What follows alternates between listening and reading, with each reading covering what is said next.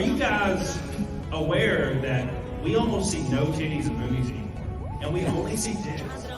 Hey, anybody notice this? Yes, I love titties. Big old titties.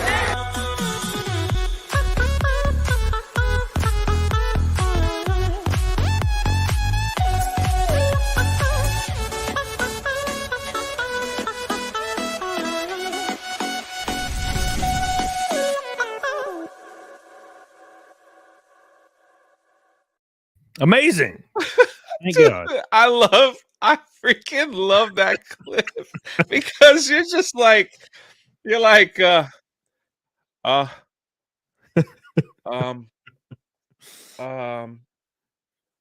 hear an echo. Yeah.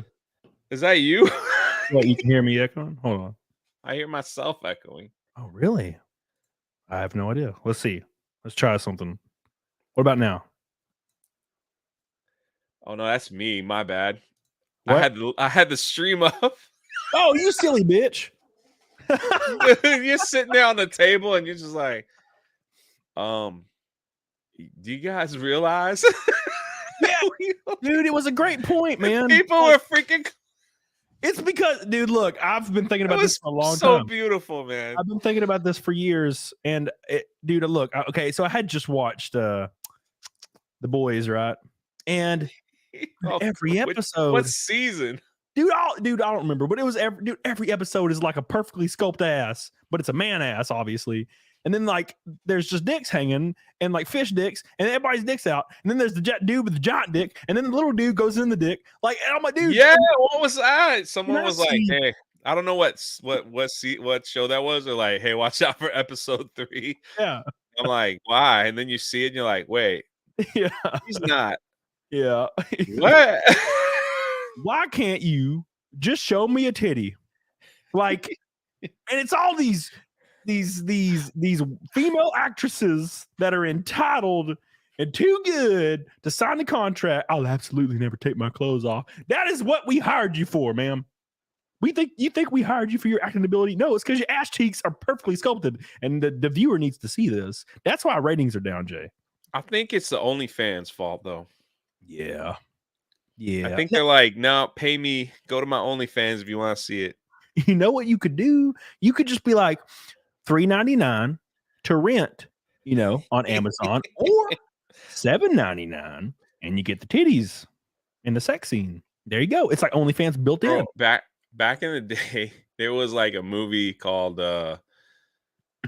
I think it's called 16 Candles. I want to say it. Like, it was a John Hughes film. Yeah.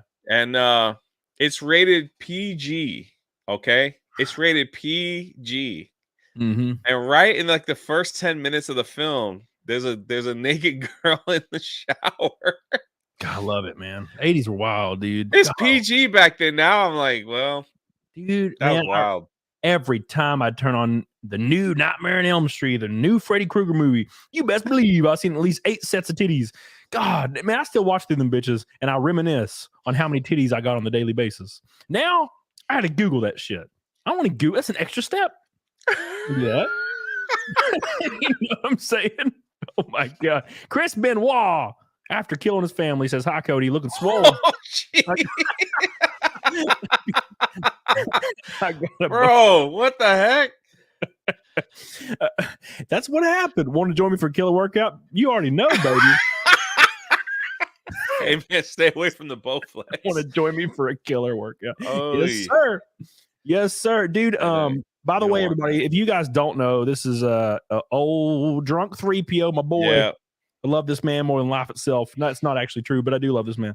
I've been wanting him on my show since literally day one. God, it's hard to book this man. He's so damn busy, doing all kinds of stuff, being a celebrity all the time. So, bro, you have like twice the sub. I'm trying to still hit that 100K sub count, man. Like, you got like twice the sub count. That was all purely luck based. I feel the same way. Yeah, it was. You son of a bitch. Yes, no. Yeah. No. I mean, for me, it's just purely luck. Oh, that's not much you. Better. Yeah, I feel the same way. No, I don't know, man. Like, it's wild. It all worked out. It was when I got fired from Walmart because of GameStop. Like one of my old bosses called the corporate office of my new company and I got fired for it. And I was like, I guess I got to do this full time as hard as I possibly can. And it just continued rolling, balls out to the wall. So it worked out. Thank Jesus for that. And thank you, Chris Benoit, as well. By the way, guys, if we do hit the fat milk goal, Mr. Drunk 3PO is going to do doing it. Milk. He's going to do the fat milk with us. Can he do it better than Gary? I don't know. Can he do it better than Nick Ricada? Yes. Why? What happened with Nick? He spit it up? He can't open his mouth all the way. Really? At least wait. So what's the challenge? Like you got to just kill it. Boop. It's just chug, right? Yeah. But it's like how many eggs is in that? It's just 2. But if we hit double fat milk, then it's 4. And it's easier than it sounds. So we could have 6 eggs in this thing. Oh, I don't know. That 6 eggs has only happened like twice ever. And it was on like the first Nick Ricada CAMELCAST because these people are crazy. Yeah, but that's on the dock today, guys. So keep that in your mind. It is a Rumble included as well. And make sure you guys like the show, even though I haven't updated the like goal because I'm a dumbass. We'll do a 500 like goal. We'll stretch that bitch a little bit wide. There you go. I'm gonna get like massive diarrhea on the show, like by drinking. Oh, luckily it'll be at the end, so you can have the diarrhea off the show. Thank God. Oh my God. I seen some of my people in here. Let me apologize in advance. This isn't the normal. Yeah, it's gonna be wild. Welcome to the Camelot show. It's something, man. Something. Yeah, dude. Yeah. Speaking of something, dude, tell me how you got into the YouTube game, because I always like to start these out by learning how other people got kind of lucky, because it's wild to me how this always works out. It always seems to be similar depending on who it is. Yes, this is Yellow Flash in real life, by the way. Yeah. Really, I had like somebody asked me to be on like a Star Wars podcast like 4 years ago, and so I just created a YouTube channel and we all had like stupid Star Wars name, and I like Jay's Naked Snake Hat. It's beautiful. And we all had stupid Star Wars names for no particular reason, and I picked Drunk 3PO, whatever. Yeah. And somebody was like, we went live in front of like 6 people, maybe on a good day. And like every Friday, it was just us talking like movies. And then somebody was just like, you should make a video. You should make a video, Jay. Like, you have a good voice for it. I'm like, okay. So I did. And what happened was, I live in Orlando, like right next to all the theme parks. And they were building Galaxy's Edge at the time, like building this Star Wars land. And and my friends worked on it. They were building it. And I'd text them. I'd be like, what's going on over there? And they're like, you're not going to believe this, but this is what's happening. And I would make videos on it. And that's what kind of blew up my channel, because I was the only one with that kind of information. And dude, that's how it works, man. Yeah. Now as soon as you start talking, the super chats come in. I'm like, now you're trying to interrupt a man. What's a naked snake hat? What is that? The Don't Tread on Me. Yeah. So I do a thing. This one. Oh yeah. I do a thing where I take my shirt off and I dance. It's called the Naked Snake Dance. Thank you, Rob. I appreciate you, by the way. I love you. You get this at 9 Line Apparel. Well, there you go. Trent Westbrook with the first delicious pink boy, my favorite color, be on my face. I appreciate that, Trent. I love you. You're not supposed to eat when I tell my jokes, man. Billy Hatcher says we need the snake with Jay. That's up to Jay. What does that mean? Take my clothes off? Just the upper body. Slagless says, I used to hate seeing you come on Flashcast because in the early days you tried too hard to be funny, but I've grown to enjoy your self-hating humor, and you still try too hard. Well, look at that. You talking about me or Cam? I hope he's talking about me. I don't know. Oh, he's talking about me. Damn you, Slaglust, you bastard. I love you. Appreciate it. I'm glad you warmed up to one of us, whoever it is. Thank you again, Trent, you crazy bastard. Ferrari Pink, which doesn't make a lot of sense. But oh shoot, Jay Hellstorm's in the chat. That's not good. Wait, what does that mean? What is it? He's the master. Like he will find something that one of us say or do and clip it and make a video.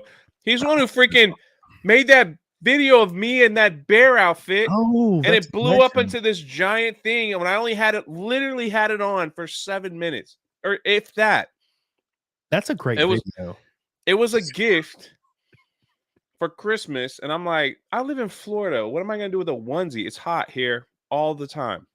That's funny. And they're like, Krista Nova, who got me that gift, she goes, you got to put it on once. I said, I'll put it on because it was a gift for you. I was on Twitch, wasn't even on YouTube. I put it on. I was like, oh, I'm a bear. That's it. The freaking Jay Hellstorm took that little clip, turned it into something big, and I'm watching this video like, oh no, this is terrible. I was like mean to death, man. Like just totally. And then they made plushies, and then I was signing the butt of the plushies and all that stuff. It worked out. I mean, through great adversity comes profit, apparently. Like, so, I mean, do you at least see some profit from it? I saw a lot of memes. Oh, well, there you go. Well, that's kind of profit. Well, we like honestly, I mean, we don't talk about it. We gave all the money to charity. So, oh, well, that's even better. See, I don't do that. I put it all into the Ferrari fund. Yeah, which is kind of like charity, but it's like my charity. Well, I was like trying to get this orphanage built in Mexico, so it all helped. So it all I remember hearing about that. Hell yeah, dude! Mm-hmm. You're a better man than I. No. Just that's what I like to do for fun. So everybody has their thing. Yeah, see, you're like, I like to help children strive to be better, and I'm like, I like to race cars and spend tens of thousands of dollars wrecking them and shit. So like, bro, one time in my life, somebody that I knew like drove a car, and he was like, hey, come down to this car testing. I will put you in. We'll let you. We'll put you in a passenger seat. That's not for me, man. I don't know how y'all do that. When them things were like hitting hard and them turns and it goes up like the wall like that, I was like scared to death. Yeah. And people don't realize like everything here, like your organs, like get pushed back to your kidneys. Yeah. And it's such a weird feeling. I'm just like, dude, can you slow down? Oh my God, dude. Yeah. The first time I ever jumped in a car and went like on a big ass track to go fast, because you eventually have to go fast, because like we race at a lot of these tracks, you have to get past that weird barrier, and then once you do, you're going at this corner at like let's say 160 170 miles an hour, and it's a banked corner, and you're going into that corner, and it feels, every fiber of your like survival nature feels like you're going to go straight off and you're going to fly into space, because when you hit that, the banking of the corner, and then it somehow sticks, and then you get used to it. And then it's not bad anymore at all. Like, I'll jump in a car right now and floor that bitch. Like, in one of my NASCAR Cup car, I'll just put it to the floor. Like, I'll pull out the pits, just tires spinning, just everywhere, because you get used to it eventually. But, man, I tell you what, dude, it is pretty damn wild. I kind of wish mine had a passenger seat, just so I could take people out, just to show them what it's like. Because a lot of people are like, you know what else those car people don't realize? It's like 120 degrees inside those cars, because it's like, there's no wind. There's nothing. You can't turn the AC on. And the firewall is like a 32nd of an inch. So like the engine heat's hitting you in the damn body. And then you got the fire retardant suit, which is like an inch thick. Yeah, dude, it's rough, man. Especially in the middle of the summer, you're going to die. You got to make sure you're hydrated and you're putting Gatorade. Only people from Alabama can pull something like that off. That's for damn sure. Can I ask y'all a question? Yeah. I only know one other person from Alabama, and when people realize you're from Alabama, do they like make Forrest Gump jokes at you or anything like that? It's usually like incest jokes. Incest. I've heard those too. Yeah. That's I wasn't gonna start off with that one. I was gonna work my way up. I'm gonna start with Forrest Gump and then work. Yeah, I've never got a Gump joke, but I always get the like, do you like? Oh, so you have sex with your sister? And I'm like, no. All right. For one, no. There is statistics on this. Okay, you can actually read them, and it's like Arkansas is like number one. Ain't even Alabama, damn you. It's like Arkansas. Where did that rumor start from? It's just people just hate Alabama? I think it has something to do with like inbreds. And like, okay, so where is that? You ever seen that documentary on the guy that goes to the like inbred family's house?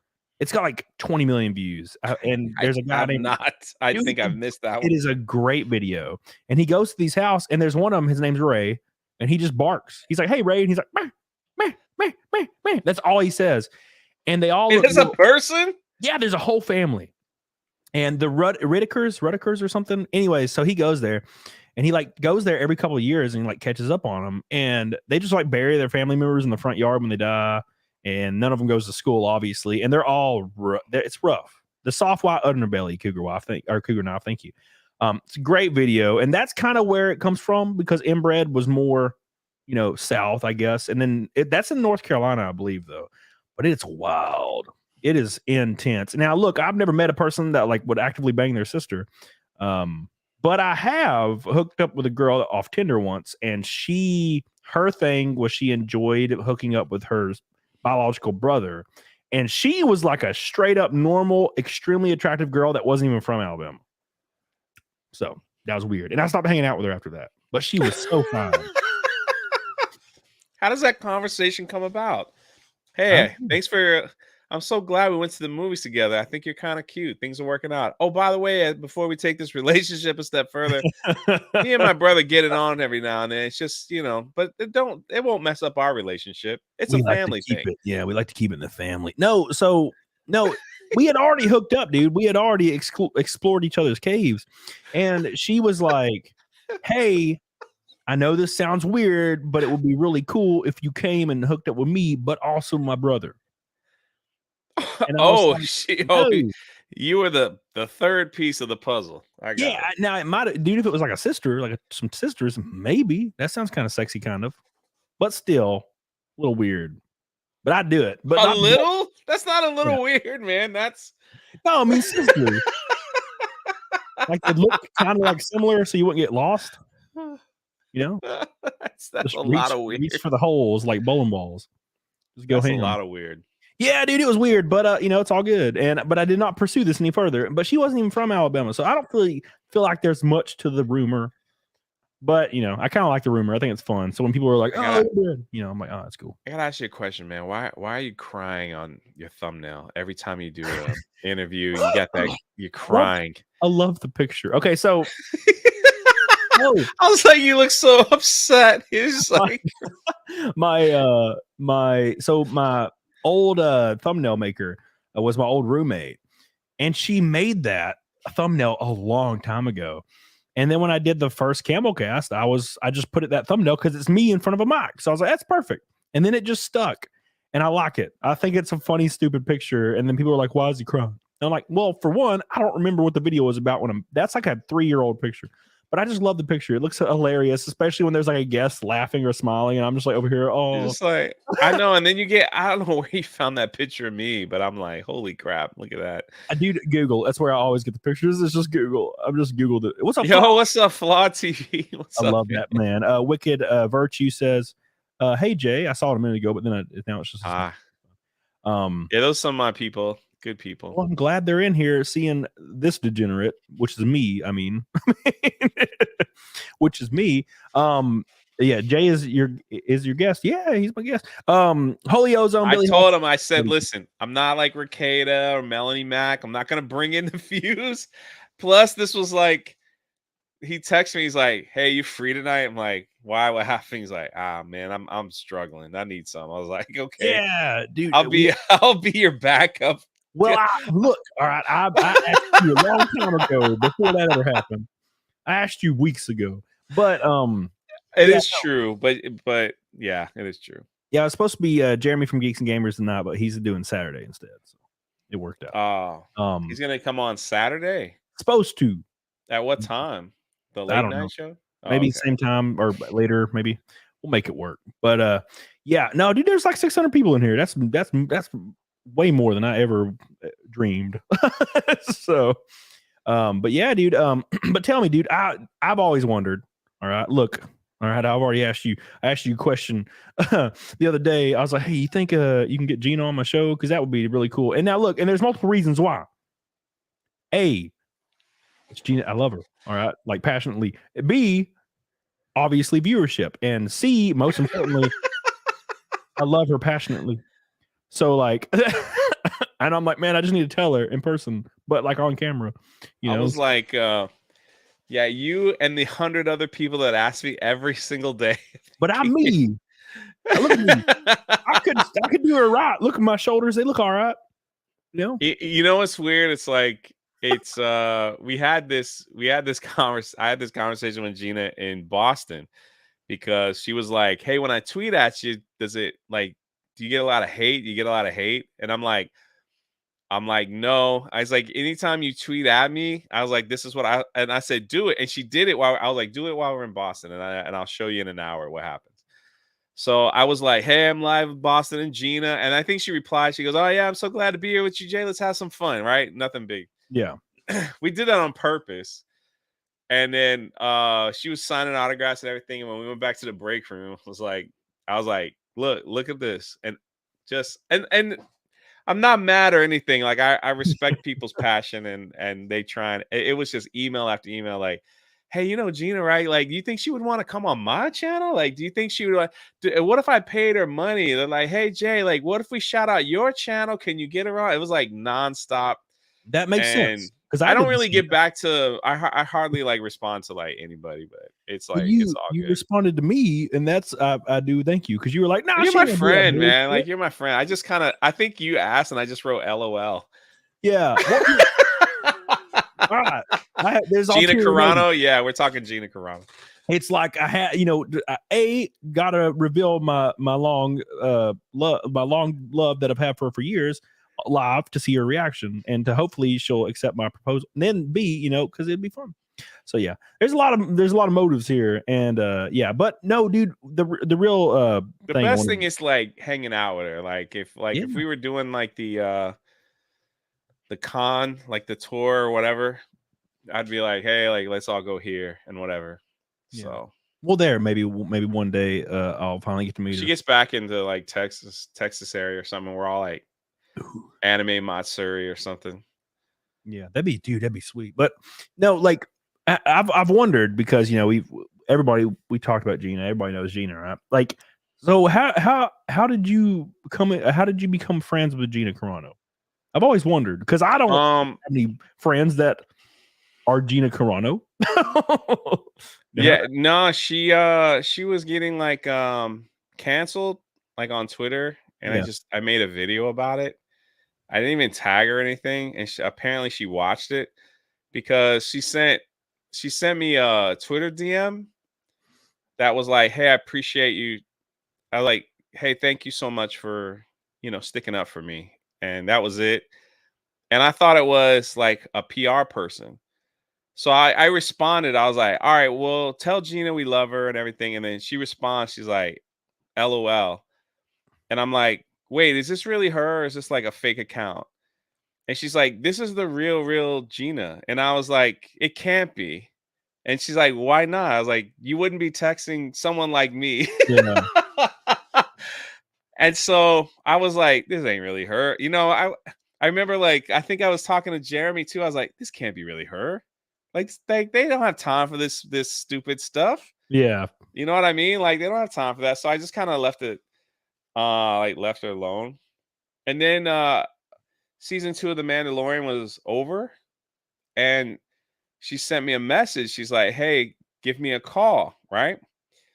And through the Twitter, and I wrote back, "Am I in trouble? Like what's going on here? Like I don't like is there a problem? Did I say something?" Because at the time I was doing a lot of I guess you'd call it like anti-Star Wars content, like Lucasfilm and all that stuff, like because I can't stand like where they were going with like woke stuff and all that.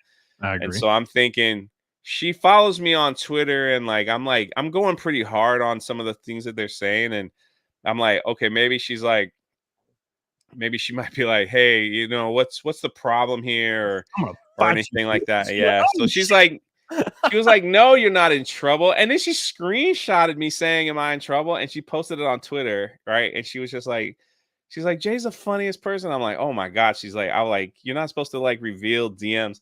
But she was like, she's like, "Hey, I want to do some interviews on people that have, you know, stuck with me, you know, like through the Twitter mob and stuff." And so I was like, "Okay, no problem." And I said, "When do you want to do this?" And she's like, "Are you free in 15 minutes?" All right. So I'm at the freaking gym, right? Messaging her. And I'm like, what am I going to say? Hey, give me another hour. You know, I was like, yeah, dude. 15 minutes is fine. She's like, can you send she said, can you send a Skype thing over? And I was like, I can. Dude, I flew home if you see those interviews that are on the channel, like probably the most viewed videos on my channel, I'm like, I get home, I'm starving to death, and like I'm fumbling to try because you never know when they go, well, something came up and I got, you know what I mean? It was Yeah. like this could be like a once in a lifetime opportunity. And so I grab a Geeks and Gamers hoodie and I'm dripping in sweat and like my hair is all jacked up. And I finally get it like, and I'm like, no one's gonna look at me anyway. Who gives a crap, right? So it's like, Yeah. so you can see me in like the video is just like, so how's your day? You know, and it's like, and so people are watching those interviews like, dang, this dude's like sweating and he's got it bad for her and this and that. He's got it bad. When she went, like, I tell this story, it's funny. It's like she was like, we were talking for like 4+ hours, and I only released like 2 hours of the interview because some of the stuff I think was like a little personal, was about her family and everything. And she was like, hey, I'll be right back. I'm gonna get some water. I ran into the kitchen, shoved my hand in like my Wonder Bread, and just grabbed like whatever bread, and I rolled it up into a giant ball and ate it, and came back down. And I think on one of those interviews, you could see it.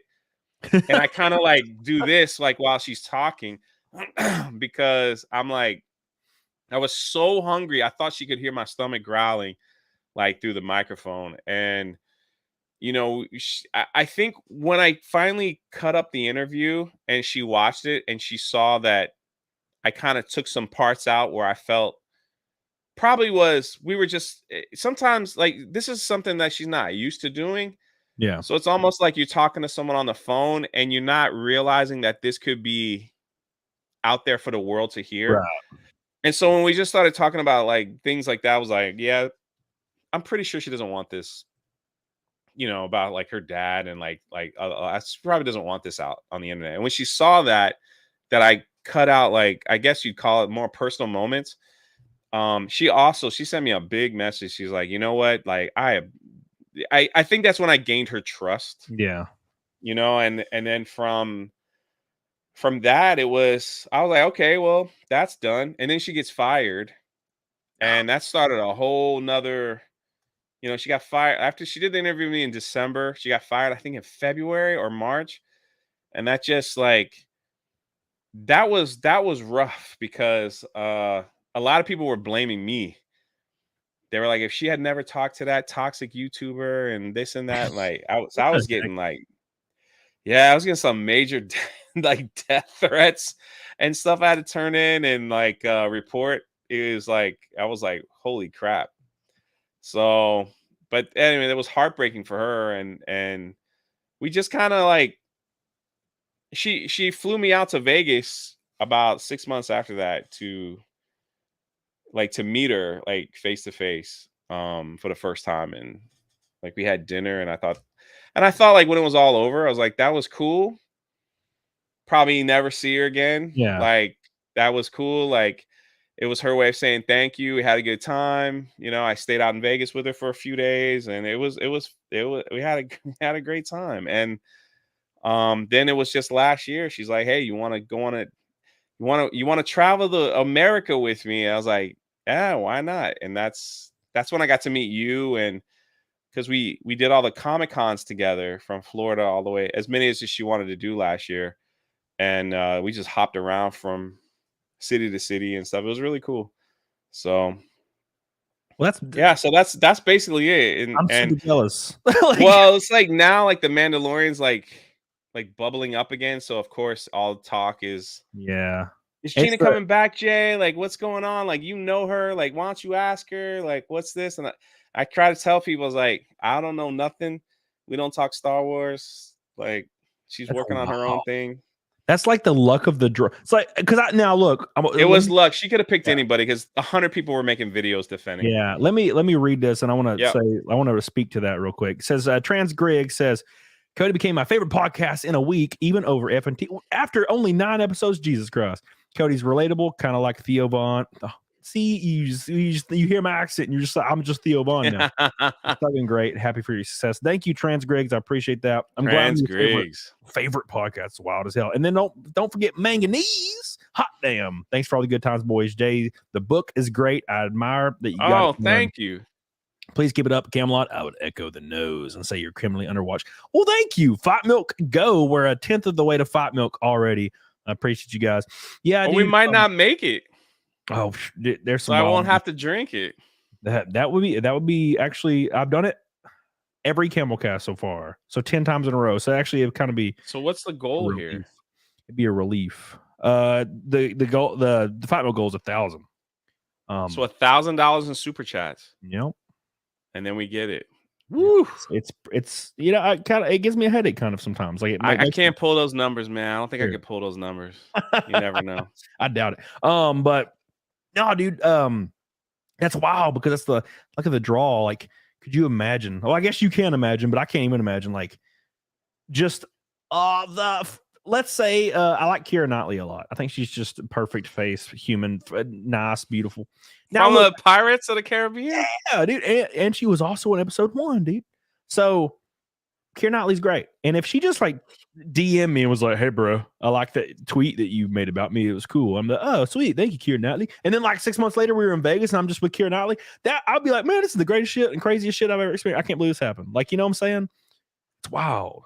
That's cool. That's a great story. Again, like I didn't think it was her. I thought it was like a publicist because a lot of these celebrities don't run their. I did learn this like when I was going to the MegaCons. A lot of these celebrities don't run their stuff at all.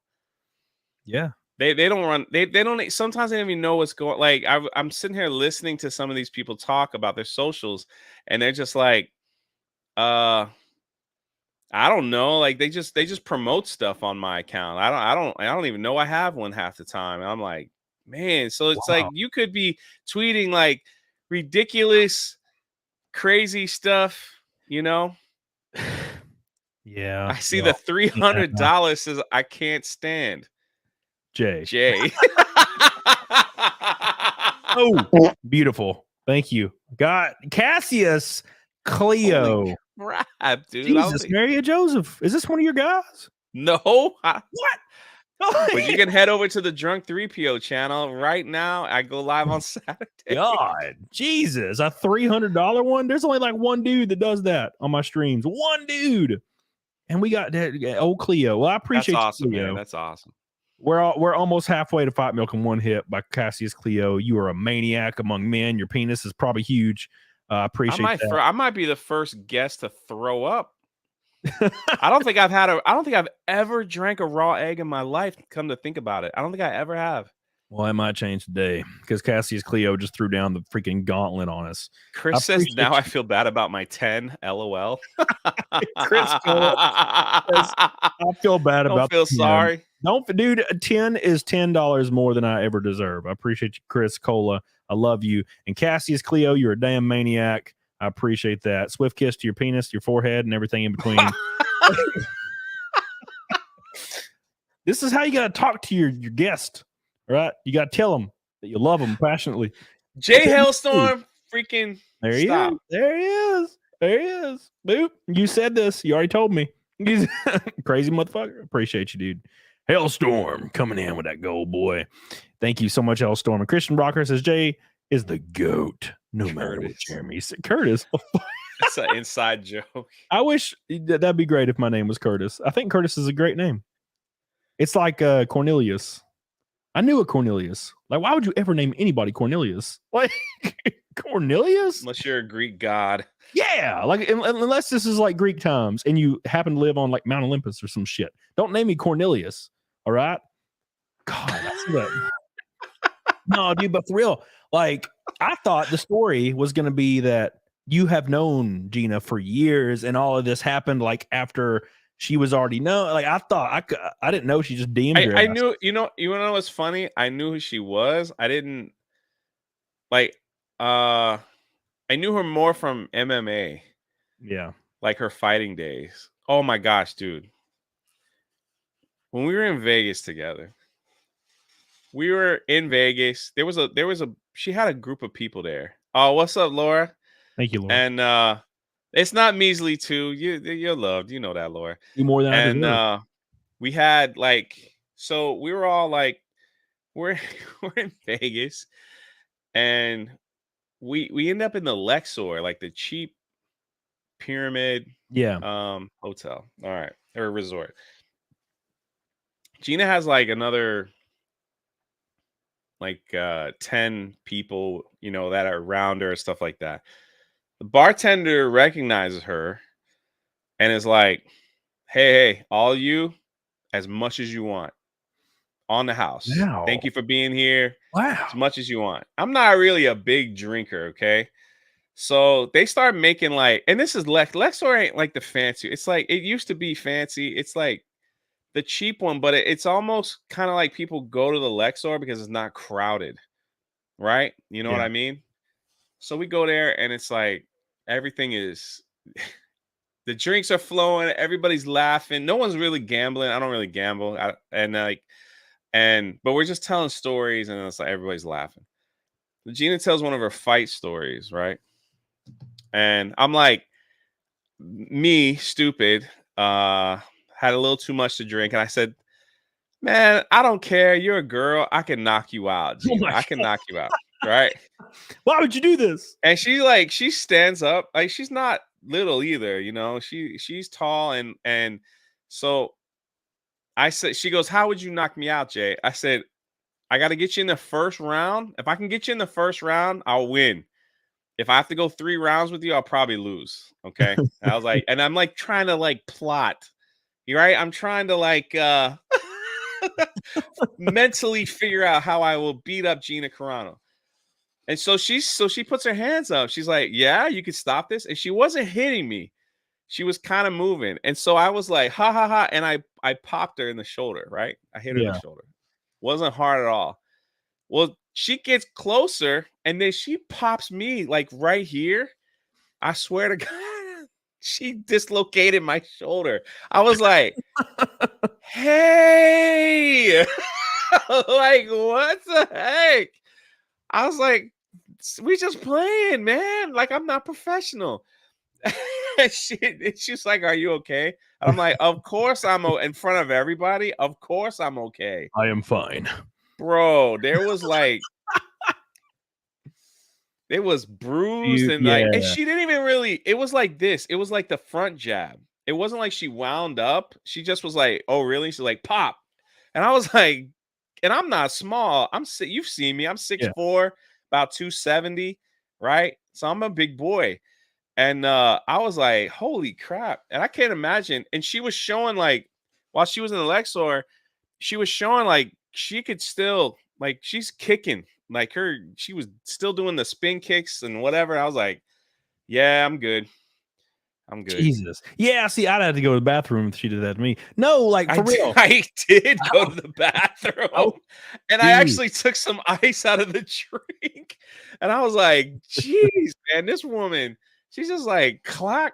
I was like, holy man, crap, I tell you what, I'll be honest. Like, see, it's good that she didn't message me because I'd have been married or some shit. Like, I'd have died for this woman. See that she, hello. I'd be like, oh my God, I'll fly anywhere, baby. I love you. Please pop me in the shoulder more.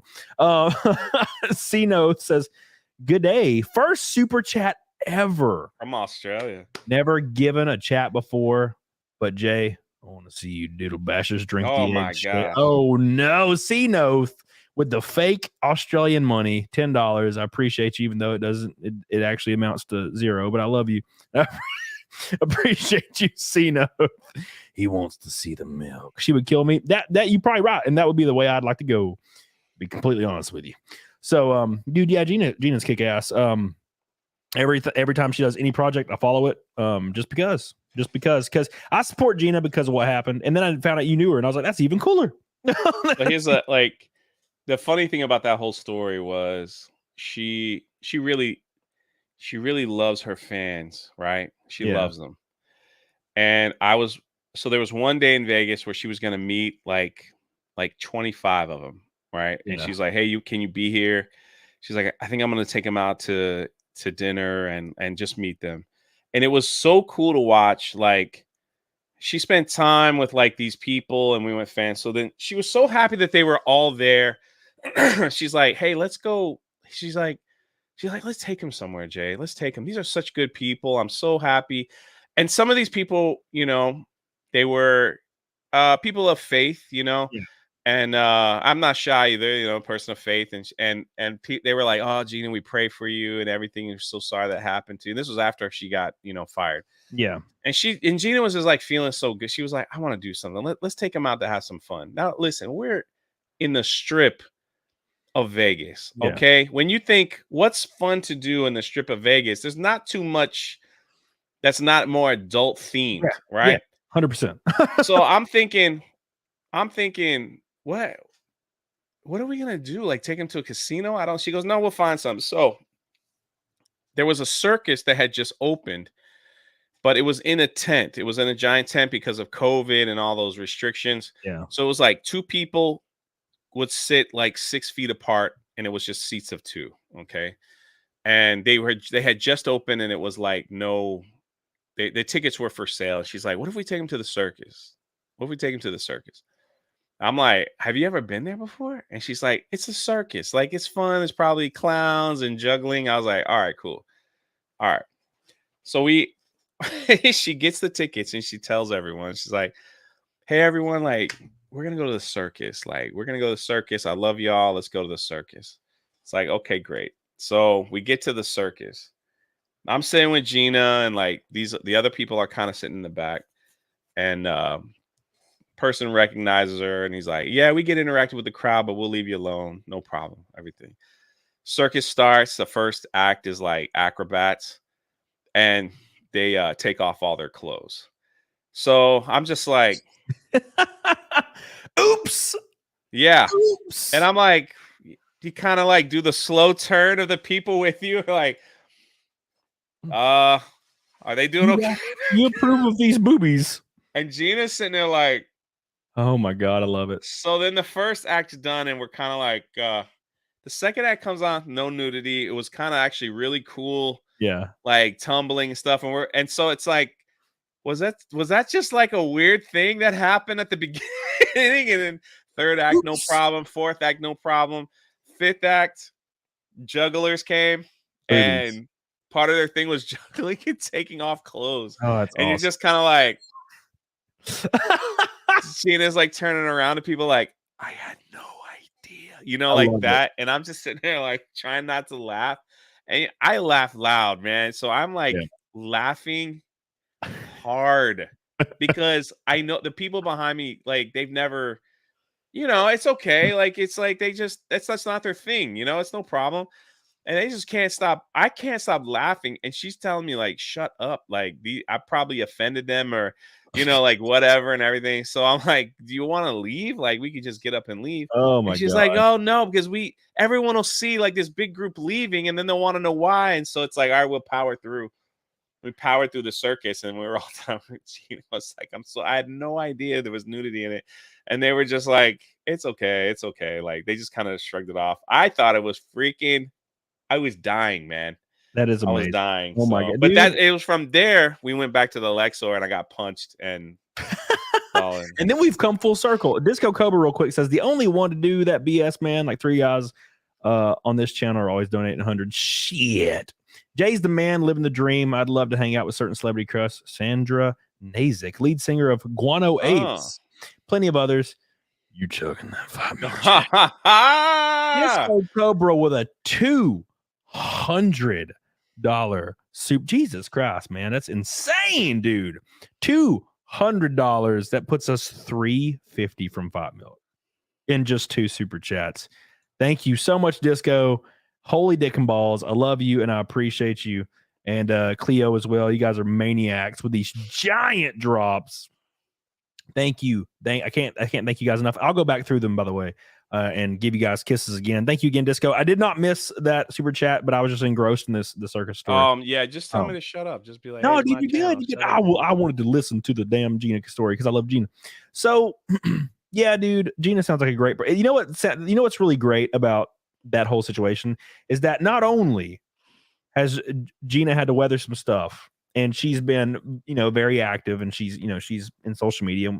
A lot of people know her, but the fact that she's kind of part of that spectrum and also just a genuinely kick-ass person is really cool because I feel like 99% of the celebrities are awful.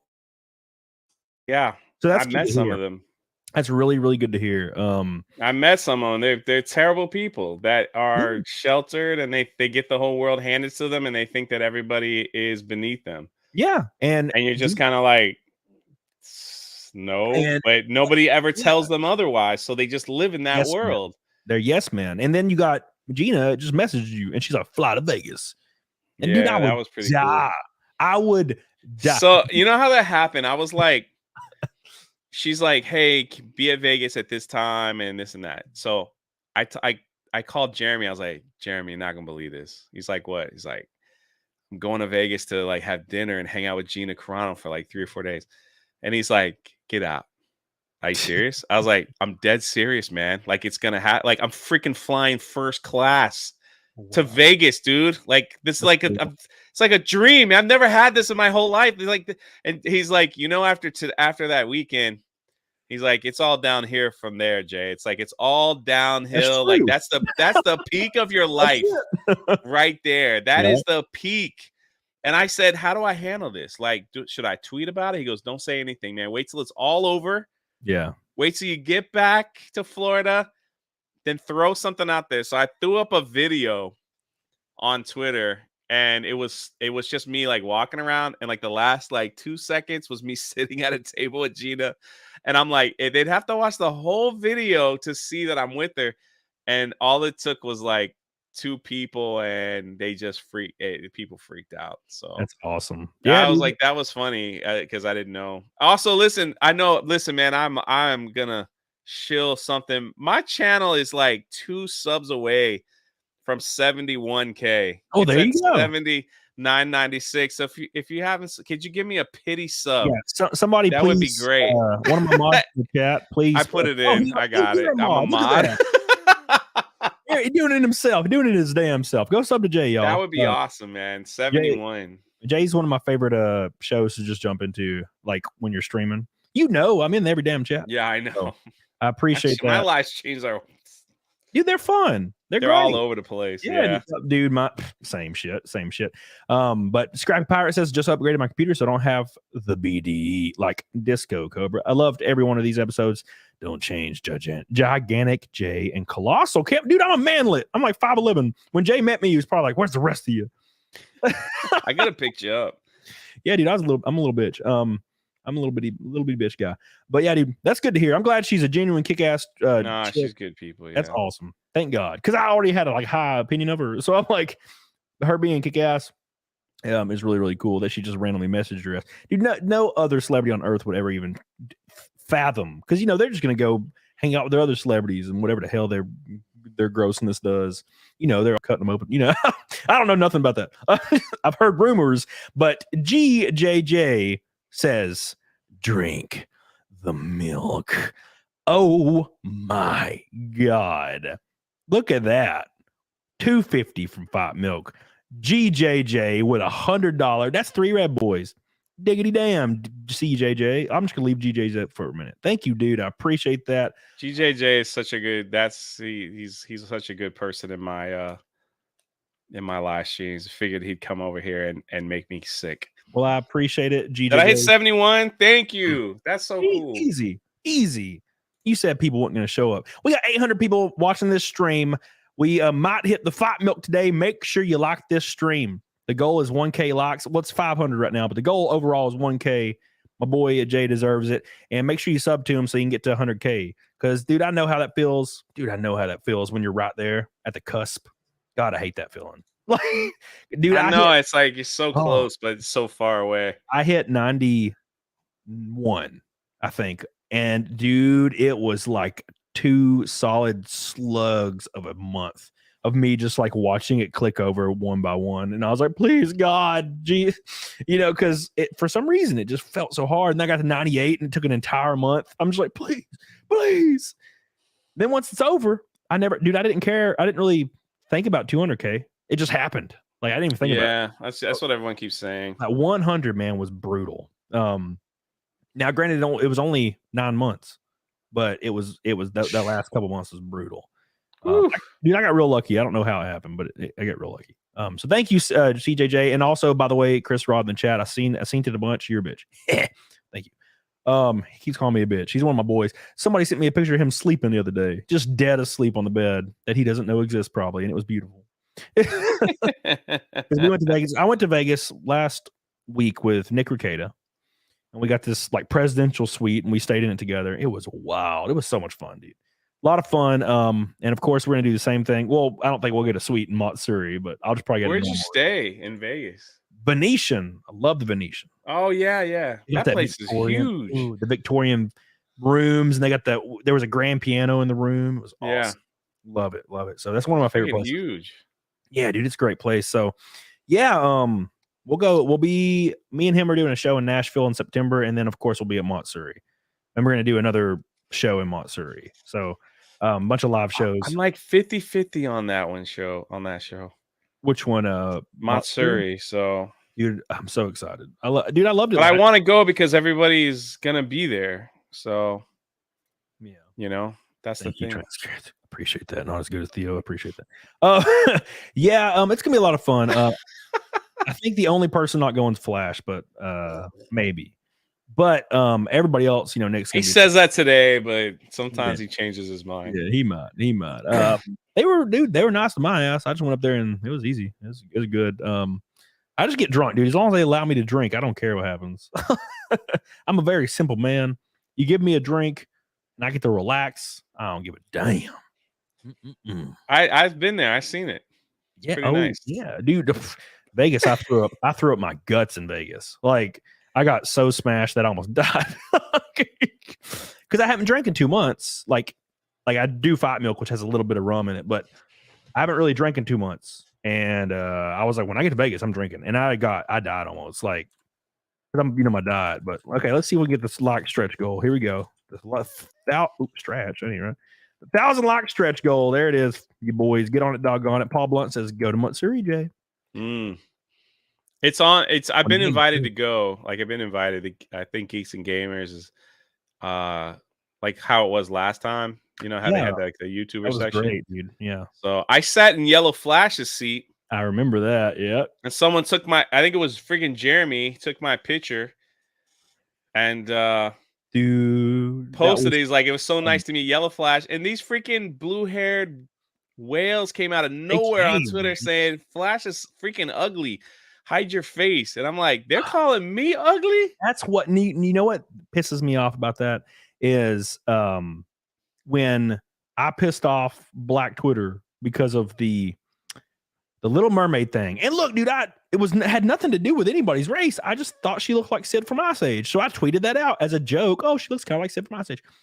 And dude, it was a week straight of quote tweets of people saying, dude, you're so ugly. You're ugly. You're ugly. Yeah. I remember that. Ugly. And I'm like, for one, I agree with you, but I know objectively that I'm like decent looking. You just chill out.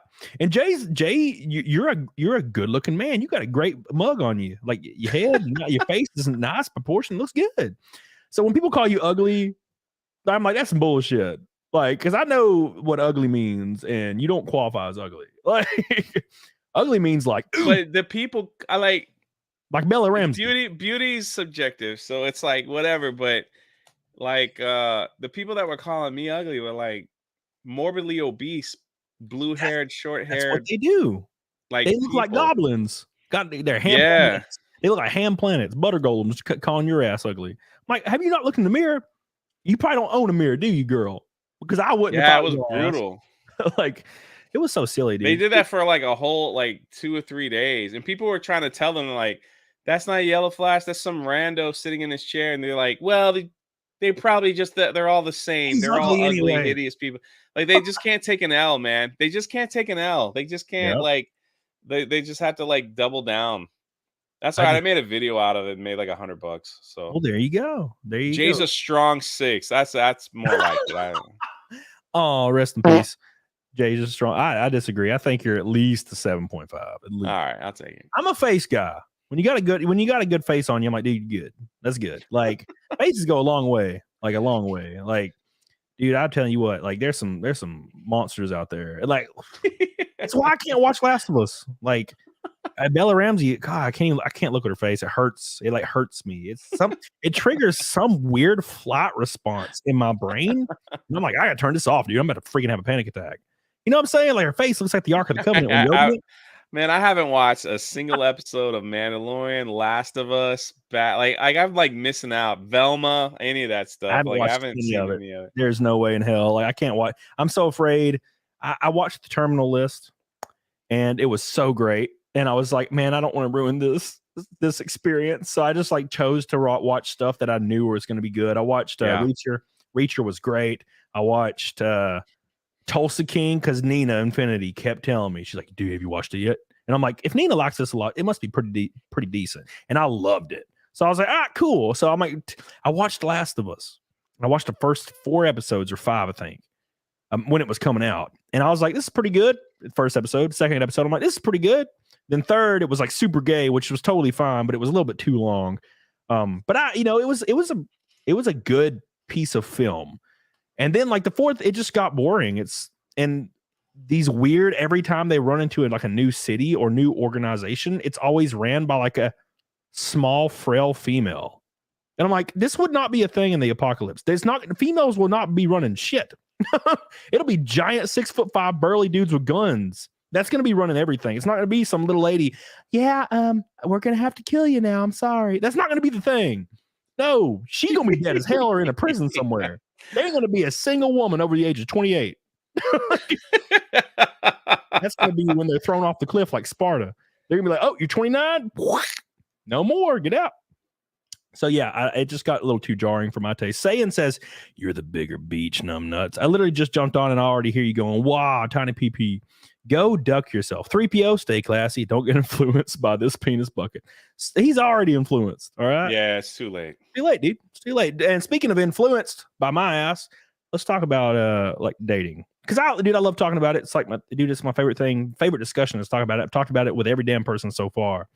So just give me a roundabout what dating was like in your earlier life, and then how it kind of transgressed through time. I tell the story. I dated my college English teacher when I was a freshman in college. Yeah. Yeah, that was kind of weird. Hey, hold on. You dated your teacher? Yeah. What the hell? Oh, yeah. Jesus. So I ended up. I remember like going to the movies, and she was there. And she did have like a little man, but apparently they weren't together anymore. She had a man. She had like a little child, with her. And I was like, oh my gosh, that's my English teacher, right? And what was I, 18? And she was like 28, 29. And so I was like, hey, how you doing? Like, and she was like, oh yeah. And then basically what happened was, I'm like, well, I'm going to see this film. And she's like, oh, I'm going too. And so we ended up kind of going together. And I was like helping her with a little man, and like ended up getting them like some popcorn and stuff. And we went to the movies, and it just kind of like went to we went out again, and but then it got weird because I was, immature, and it was like, I was thinking I could just walk into the classroom and just be the king. Yeah. And it was like, that ain't it. When you went out, like the little guy was with her? The first time, but like the second, some other times, no, not at all. Interesting. Yeah. See, I had, when my ex-wife left when I was 27, like, dude, I hung out with girls all the time, and they almost always had a boyfriend or something. And one time, the boyfriend just showed up in my house, like while she was there, and then he cried, like next to me, as I consoled him because she was like in the corner, like on her phone, acting like she wasn't paying attention. And I had to console this dude as he cried because he's like, I'm so scared she'll cheat on me. And this was 30 minutes after I done dumped a load in her ass, so it was pretty rough. And I told him, I was like, dude, you should probably move on. Just you're 21. You're probably not gonna be in this relationship forever. Don't worry about this. It's good. Just don't worry about what's happening here. Like I was like encouraging him to leave. I'm like, girl is wild. Like you shouldn't be doing here. Well, I was in Miami. Like I went to school in Miami, so she was from Venezuela. She was gorgeous, but it just got like it got really.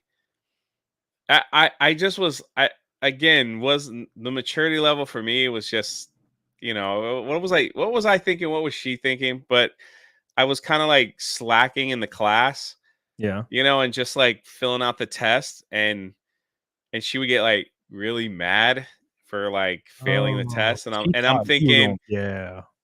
you could help me out here, right? You can help me out here, and Hey, girl. no, it's her job, Yeah. so like one time in class, she really like I was being stupid. I was just like being loud or whatever, and she really snapped at me hard, like telling me to shut up and to get out, and Ooh. we're trying. Yeah, it was like really bad, and so I was like, what? Like what? And it's Dare like, you. yeah, it's like, what is that? So I waited and I called her. I remember calling her, and she's just like, this. I don't know what I was thinking. Like, this ain't gonna work. Like, I should have never ever dated a student and this and that. And I'm just like, well, I'm gonna be out of your class in 3 weeks. Will that make a difference? It's like, no. So she was like, I'm so sorry, and this and that. And we tried to make it work. It was like 5 weeks, but Damn. I thought I was like, dude, man, I was the freaking king of my friends. They're like, how did you get your English teacher to go out on a date? And I'm like working part-time, like whatever at that, I'm going to college and I was just like scrapping for money. So going out was hard because it was like I got like 10 bucks, Yeah. like I'm giving blood, to try to like get movie tickets and stuff like that just to try to make this work. But it is what it is. I would have never So guessed that you were a home wrecker. I'm proud. I don't think I wrecked it, huh? I don't think if she was still with someone, she kept it from me, and I was just too ignorant to Oh, man, even I love it. I to love even think. But what that did was the word kind of got out, right? And so it made like other girls, it's so weird. It made like other girls interested Yeah. because they're just like, dang, if this older woman is into this man or teenager at the time, he's like, then maybe there's something to him. And so let's just see, like what's Dude, going on. that's So how it works. For some odd reason, I don't know what the hell it's about, but dude, college in Miami was wild, the man. more desirable a man is towards women, the more women want that because he's desirable towards women. But on the opposite end of the spectrum, when like a girl is like all over town, it's not as attractive. It's a weird double standard. Like, but girls love that shit. They love it when they see a dude that can do anything. They're like, yeah, I love that shit. Oh, he's banging the teacher. Well, I better get strapped up, boys. I'm gonna be your teacher tonight. it was weird because I had to, like, my parents would never have approved that. They wouldn't approve that. My parents were very strict religious folk, and so it was like it just felt weird. It was like keeping secrets, running around with the teacher, like whatever. It just was it was such a wild, but I thought I was like king, man, whatever. So Yeah, I'm super jealous. See, I couldn't do that. I was like, dude, I was morbidly obese until I was already out of school. So the teachers looked at me and they were like, ooh, get the hell away from me. Because there was one teacher, my biology teacher, she was smashing like a bunch of the dudes in my class. And I was so jealous. oh, dude, that it happened a lot more than people realize, Yeah, especially in college. Oh, for sure. That's Like it happened a lot. I'm sitting here like even my people were just like my friends were like, oh yeah, me and like I'm like, what? Like, like we're seniors now because like 19, 20, 21, 20. So you're like now you're like 22 and you're still in college. And some of these college professors were 27, 28, 29. So it's like, like what here we are. Yeah, dude. Dude, it's crazy. It's crazy because my experience was in high school and they were just teachers that were like in mid-20s and we were like 16 and they were going ham. Maybe that's about Alabama. That lady finally got fired though, but I was really jealous because I was like, why am I not getting this mash? But obviously it was because I was morbidly obese. Like what students or what teachers are going to want to be with a morbidly obese kid? Definitely not any of them. It was all the football players. And of course, if you're like 16. You're a fat kid? Yeah, dude. I was like almost 300. I was like That's funny because I was like fat kid, then like 8th grade through 12th grade was like the skinny kid. I played a lot of basketball, Yeah. and then I got fat again. And then like now I'm like on that stretch of getting it back. Like it's so weird. Weight is just such a Yeah, dude, I struggle with that because I have to do bulking. I do bulking and then I do cutting, and I hate bulking season because I look like a fat guy at the end of it, and I'm like so self-conscious. So when I finally start cutting, I feel a lot better. you shouldn't be self-conscious about anything, man. Like what's wrong with you? It's weird. It's just Even weird. if you put on 20 pounds, I wouldn't be Yeah, dude, it's a subconscious, man. Like what the body heck? dysmorphia thing. Like for some reason, dude, if my abs aren't like shredded, I feel like I feel terrible. It's weird. Dude, I haven't seen an ab since I don't know, man. I don't think I've ever seen abs on this body, but hey. Thank you, Soul Rebel. Trying to peer pressure my boy Jay into do Nugget Snake. Project Egg Roll gifted 5 memberships, and thank you, my friend. Oh, Egg Roll! That's like my favorite podcast. Dude, hell yeah, man. They're good people. Awesome. My favorite podcast is this one. No, actually, I don't really know what my favorite podcast is. It might be FNT because I watched FNT a lot. I don't know. There was one I watched the other day, and it was like Unwatchable because there was like freaking 30 people in there, and I'm like, dude, I can't do this. Like, because it was just like, ooh, it just sounded like a crowd of people, and I'm like, I can't believe this is a real thing. After telling people I have no abs, Mistress Meg's like, Jay can leave his shirt on. Thank you. I love it. Damn. I love it. Yeah, dude. No, like girls. Hey, man, it is what it is. Girls. Yeah, but what state did you? Hey, can I play something? Yeah. Can I play something? Let me tell you, like this is. I saw this clip, and I was like, this is why like dating today is so messed up. All right. I don't know if you've seen this clip. Can you know how to share the screen? Oh, right, yeah, I've seen this. Yeah. All right, yeah. Listen to this. The whole time I was seeing him, I was kind of just using it as a psychology experiment, and I didn't really like the guy. I more just wanted to see if I could break his heart. And it was fun. So did you break his heart then? Just a wee bit. I hope I did a little damage. Wow. Okay. Why do you hope that you did a little damage? Just I like humbling men. I like humbling men. The rest of it's like just the music playing and stuff. So she's like, I date guys to hurt them and possibly do some damage.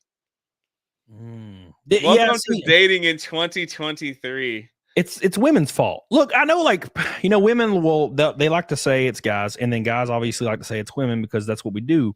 But like attractive women, they're ruining the world because ease of access, right? An attractive woman or even an average woman can pretty much be with any guy she wants, whereas the most attractive dude in the world that's a billionaire can't walk up to a girl and ask her like straight up, hey, would you want to have sex with me? Because she'll probably say no. But almost any average girl could do that to any guy on the street, and there's a high likelihood that he might be like, yeah, let's do this. So they know that they have simps. Yeah, these women, they know they have simps, and they know that they can destroy them. And she's a stripper too. Like if you watch the whole interview, she was like, yeah, I'm a stripper, and they're like, well, isn't men? She goes, I use men that way because I take their dollars and they'll never have me. And then all like what you didn't see is like the other women, like they showed facial expressions of some of the women. Yeah. But when she was like going on this rant about, oh, I just love when I can hurt a man just a little bit. There was like women like, oh, they encourage it. Of course they do. They need to be hurt. And you're just like, dang. Yeah. You see, that's why she's gonna die alone with cats. Because there is no, I don't really think that's maturing out of that. Like, if you ever hold those beliefs, ever, like, I don't think you can just grow and like come out the other side like a good, like emotionally mature person. Like, if you actually enjoy hurting people, humbling them, I don't really know what that means. Like, what is that? Like, I'm like humbling them. Like, what are you talking about? Like, is it because she just wants to hurt people? It's called hurting. You're hurting people on purpose because it gives you joy. That is, I think, the definition almost literally for evil. Evil. And when she loses all of her market value when it comes to dating, when she's like 32, 33, 34, like, and she can't do that shit anymore, she'd be like, oh, where's all the dudes? And they're gonna be like, oh yeah, I saw you on a podcast, you crazy, and I don't like you, get away from me. It's like that one chick that killed her boyfriend. She was wild. I So can't never on the remember. same, it's wild because I think this person had a few months back had what's her name? She's a porn star, Mia Yeah, Kaufman? Mia Khalifa. Yeah. Yeah, her name. And then also had the girl Ronzowski, who's a model who was in Blur. She was naked in the Blurred Lines music video, Robin Thicke. I think her name is So they were talking. Now now they are older, right? They're like 37, 38. I think maybe one of them's close to 40. And they were complaining that men don't ask them out anymore, don't talk to them anymore. And they were mad because they're like, well, men our age would rather date younger women than us. And what they did was they blamed it on sexualizing younger women. Yes. They didn't blame it on the fact that these women were porn stars and probably nobody wanted to date them. Yeah. Because they're older, because the whole world has seen their goods and everything. Yeah. And it's like they were just like, it makes me sick that guys won't ask us out or take us out or treat us nice or anything, but they'd rather sexualize, a girl in their older 20s. And you're just like, you were in porn. Like, what are you talking about sexualizing? You were sexualizing everything. Oh my God. And it's like, and now you're mad at men for not wanting to date you because all your stuff is all over like Google. Dude, it's like that one woman, Billy Hatcher. I completely agree with you. They just wonder why. Never put the John on a pedestal, Bill. I agree. Thank you, Bill, by the way. No, dude, like that's exactly it. These like it's that one porn star that has come across the other side, and she's older now, and she's like, we should make porn illegal. And I'm like, for one, no, I love it, and two, you did this. You can't be a hypocrite. The issue is, man, like every time like an older woman talks about it, and especially in that freaking vein, they're like, oh, we are sexualizing younger women, because men in their like 30, men that are in their mid 30s, mid 40s, they can date anyone they want if they're financially stable. They got their shit together. That's what women love. Men tend to like women that are, like youthful and not been in porn. So it's crazy that they say that. And then these women will actually go further, like the older women. They'll say that a man that is 35 dating a 24-year-old or 26-year-old even have pedophilic tendencies, because I'm like, listen, you old ass cat bitch, listen to me right now. Too. Listen, if that's what you need to tell yourself to sleep at night because you just don't hold any more value in peak dating. Look, there's a lot of beautiful women out there that are older, that are capable, that can do whatever they want. But like when you ain't got no more market value because you went all ham into porn for 15 years, like, and your excuse is you're gonna call these dudes pedophiles because they're dating a woman that's adult. No, that's the society we live in. They're just angry. And big shout out to one of my best friends in the chat, X-Wing, who's just constantly roasting me. He would actually be a fun guest if he was important enough to be on the show. So damn, I love that. That's my boy, man. It's just a joke. I love that dude, man. And I love that dude. Speaking of a woman that's, a slightly older woman, still a young woman that is beautiful and kick ass. Thank you, Carrie Davidson. I love her. She's one of my best friends in the world. Thank you, Carrie, for your $20 super sticker. I love you, baby. I talk to her literally all day, every day. And Kara says, greetings from 30,000 feet, headed home to NW. I had an idea to have GPT chat as a special guest and try this discussion. That's a great damn idea. Wow, Karis, that's a good idea. By the way, Karis, I love you. 2 orange boys in a row, putting us 180 from Fight Milk. Damn, son. Damn, make sure you guys like the 180 and I gotta drink eggs. Yeah, dude.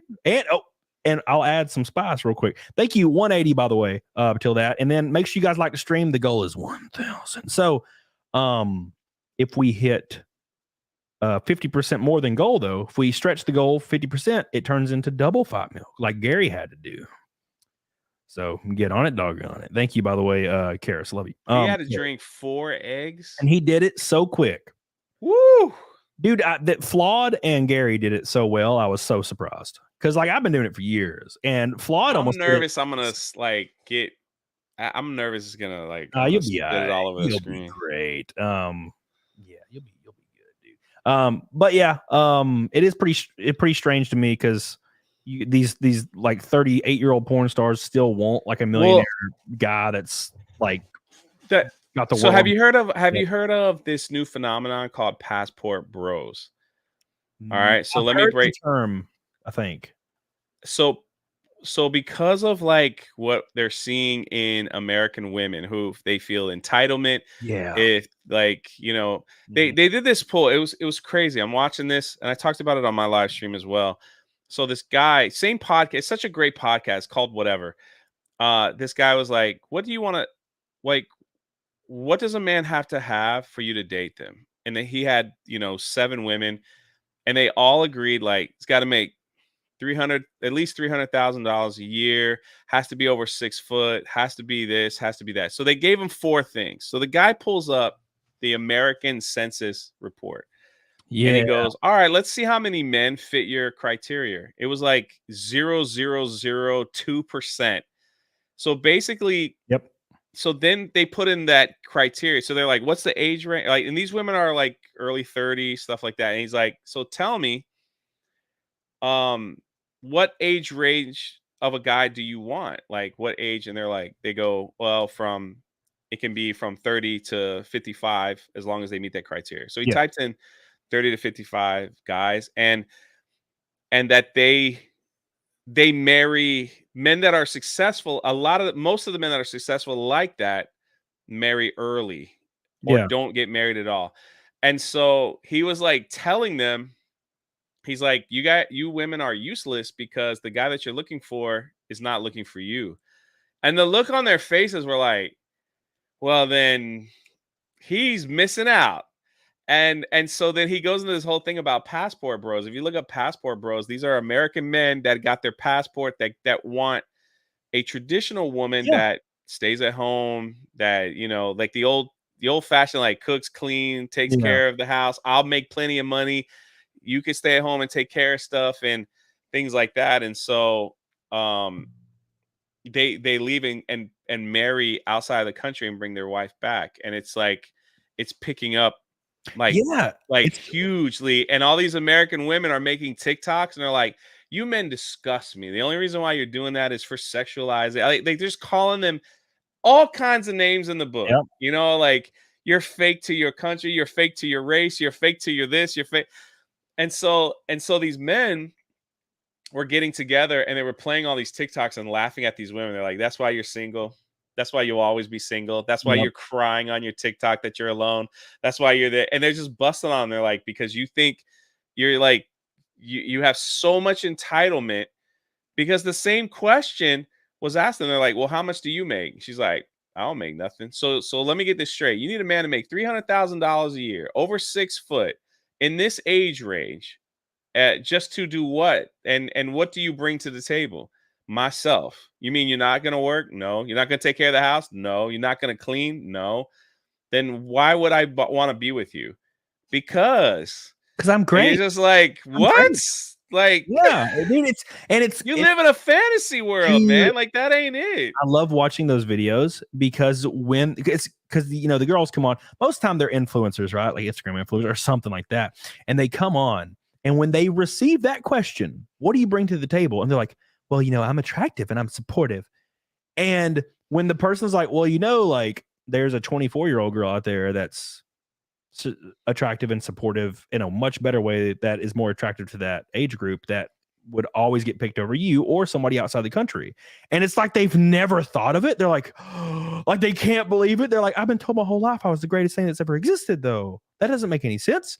So yeah, I think it's going to take like maybe a generation or two to get back to normal, because I don't know what the hell happened. I don't know if it was social media or something, but it made every single girl that like is Gen Z it's like an entitlement, like some kind of entitlement and mentality. It's gonna be rough. It's gonna be rough because, you know, 1 in 4 women are on antidepressants for a reason.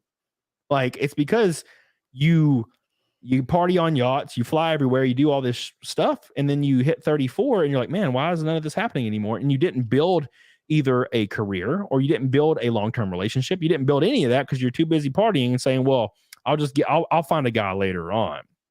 And that goes away really fast. And it's because of the entitlement thing. And look, dude, I'm not knocking it, dude. If you want a career, that's kick ass. If you want to like hang out and not be with somebody and you're a woman, you want to just keep going, that's kick ass. But like, you got to see the irony and complaining about it later. Being like, well, why is he choosing a 22-year-old over me? And it's like, well, it's because she's a better match in every way, shape, and form. And it's like, and he's also finds her more attractive. And she's like, well, he's just a pedophile then. And I'm like, well, for one, she's not 14, she's 22. So you're just being crazy. And saying, oh, he's fetishizing a race because he went to Japan and found a woman and then he married her and she's great and she's everything he needs and he loves her. It's like, oh, well, he's just racist and fetishizing a Japanese woman. That's because like it's just a label to demonize a person because you weren't the one chosen and you're not going to be. So it's a stinky situation and it's going to be like wild, man. It's wild out. Yeah. Be careful out there, everyone. Be careful. Yeah, dude, you got to like, I don't know, man. I think the perfect woman you could find, 25 years old. Go to church. Yeah. Yeah. That's probably gonna help most situations. But 25 years old and has already been through like a long-term relationship once, because if it's their first one, they're gonna FOMO at some point. They're gonna freak out and be like, I've never lived my life. I need to fly somewhere and party. I need to have a life. That's what my ex-wife said when she left. She's like, I've been in a relationship since I was 16, 15. I met her when she was 17. I was 19. Then we were together my entire 20s. And then she's like, I've never lived. I want to live. I want to travel. I want to do something and experience life as a single person. And that's why she left. That was the only really excuse I could ever gather that she would tell me. And then she told me it was one of her biggest mistakes she's ever made. She told me years later, she's like, yeah, it was the biggest mistake of my life. And, I learned from it. She got remarried. But doesn't that, as like someone that went through that, doesn't that make you cautious? Oh yeah.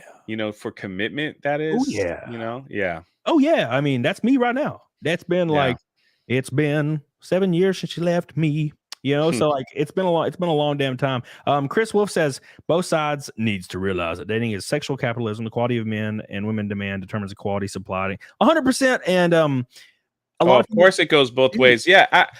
And I don't want to like just pick on the women here because they've had men on there too that were just like, women are just they're just here to give me pleasure. I make all this money. Yep. When I want pleasure from them, they better give it to me or I'll find somebody else to give me, it's like that's a terrible that's another disaster where basically you just buying hookers at that point. And like the issue is speaking of the dating market, I mean, you can pose the opposite question to somebody, right? So if you have like one of these ladies that's like 30 and she's like, well, he has to make $300,000 a year, or you'll have somebody that says the opposite. So I've talked to women before. They're like, well, I don't care how tall a dude is. I don't care how much money he makes. I just want him to be loyal and loving. And I'm like, okay, so you would date a guy that's unemployed and lives with his mom. And they're like, well, no. And I'm like, oh, so you would, okay, maybe he makes, let's say he makes $60,000 a year, which is okay, I guess. But what if he's 5'2"? And they're like, well, no, he has to at least be a couple inches taller than me. And I'm like, well, see, you're lying. You do require these things. And until you can admit that you have preferences, don't get angry that men also have preferences. Because men want things too, man. I want a thin girl that is like goes to the gym every day because I go to the gym every day. So I want her to be part of that lifestyle, right? So yeah, it's a tricky situation. And obviously there's dudes out there that are shit bags. But I know dudes that have a lot of money and they have a hard time finding like a girlfriend, like even short term, because they suck ass. Like they're just not good dudes. What are you looking for? Me? Oh God. Like now see, the girl that I like love is like a tall girl that's built and like can kick a hole through me. That's what I love. But as long as the girl is peaceful, laid back as hell. She's laid back. You went from being very descriptive. It's like I'm at a point in my life where I just want freaking peace. Yeah, I just want peace, man. I just want peace. Yeah, just peace. I hear that. It doesn't have to be a supermodel. As long as she's into fitness and she likes to better herself and she's striving, towards the future and she's supportive, and I don't have to worry about her yelling at me. Like if I get home, dude, as long as we jive, I'm open to hanging out. But like, I don't give a damn if she makes $0.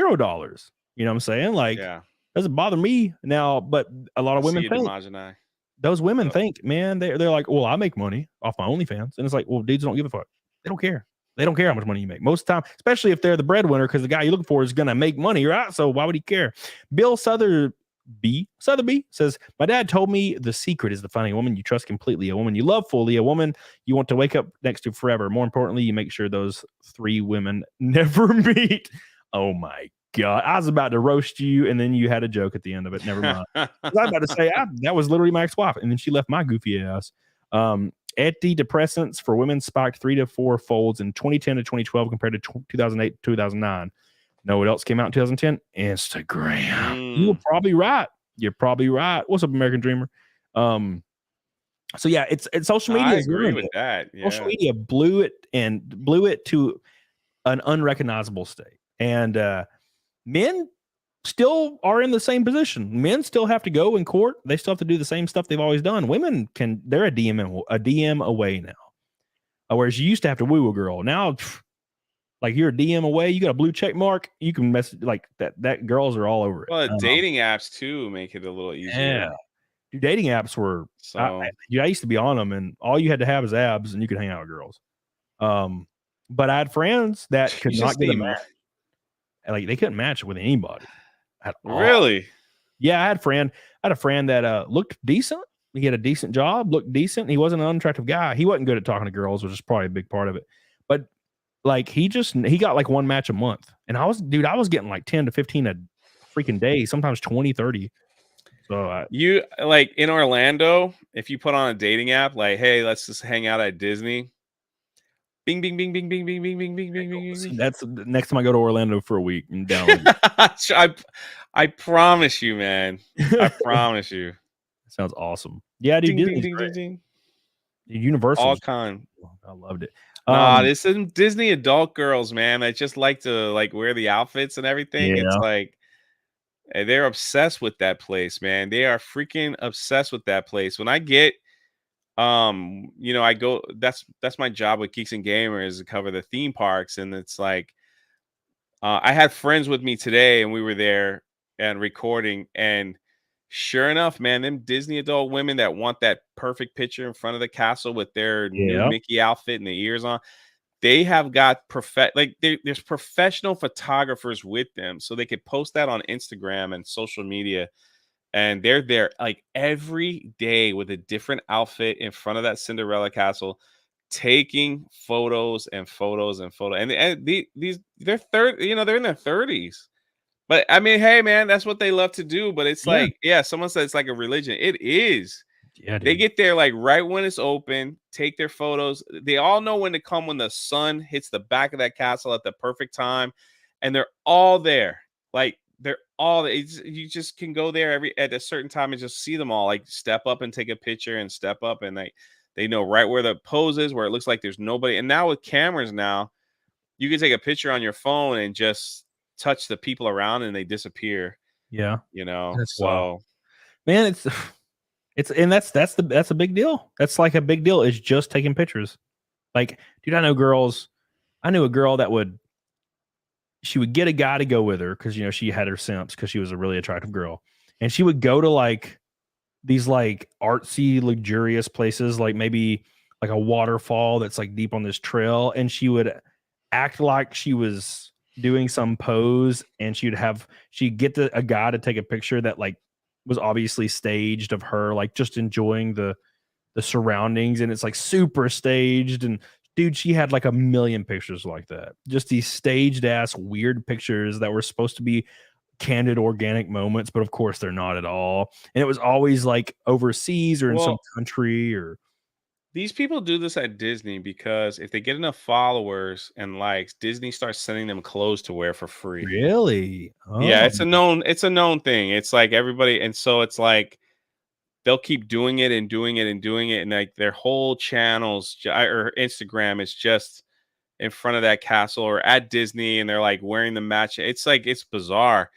And then one day they'll on their bio to be like sponsored by Disney, right? And so they keep doing the same thing, but they get all the newer clothes to wear, the outfits, and they get photos done and they do it. And it's basically Disney giving them so Disney spends like $50 on an outfit, sends it to this person. Yeah. They take a picture and get 100,000 likes. That's the best commercial. Oh, yeah. It's super smart marketing, you know, and it's like it is what it is. But I'm just like, man, these people don't even work, man. This is their job.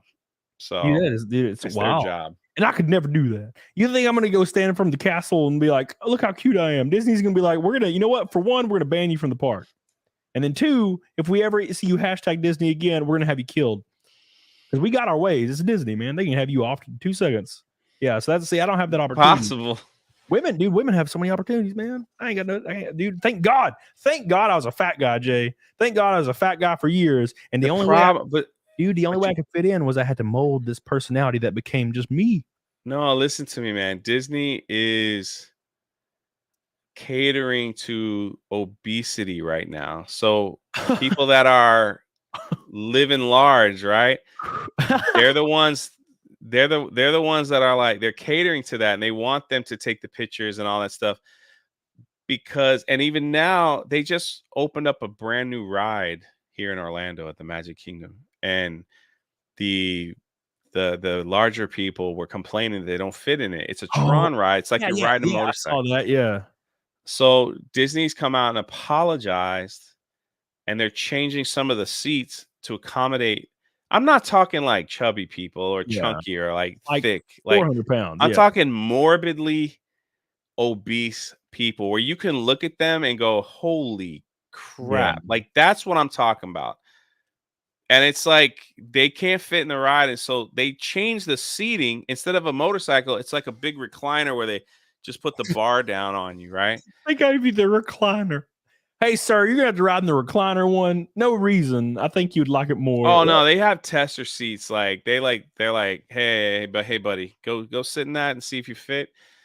And so, but the thing is like these same people, because like sadly, it's in my algorithm because of like the theme park stuff I do for Geeks and Gamers. But so I see this stuff all the time. But these same people complain to Universal because they just opened Super Nintendo World, and to ride the Mario Kart ride, you have to be your waist has to be a certain size.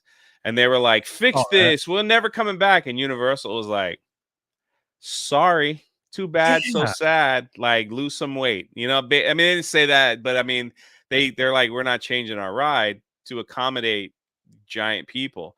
But Disney's like, you can come to our park. You know, we'll change. They've already changed the seats of 3 rides there this year alone. Dude, I'm telling you what, it's you know what it is. 70% of, I think it might be people, but specifically women, because I know the stat, are overweight, right? With I think over 30% being morbidly obese.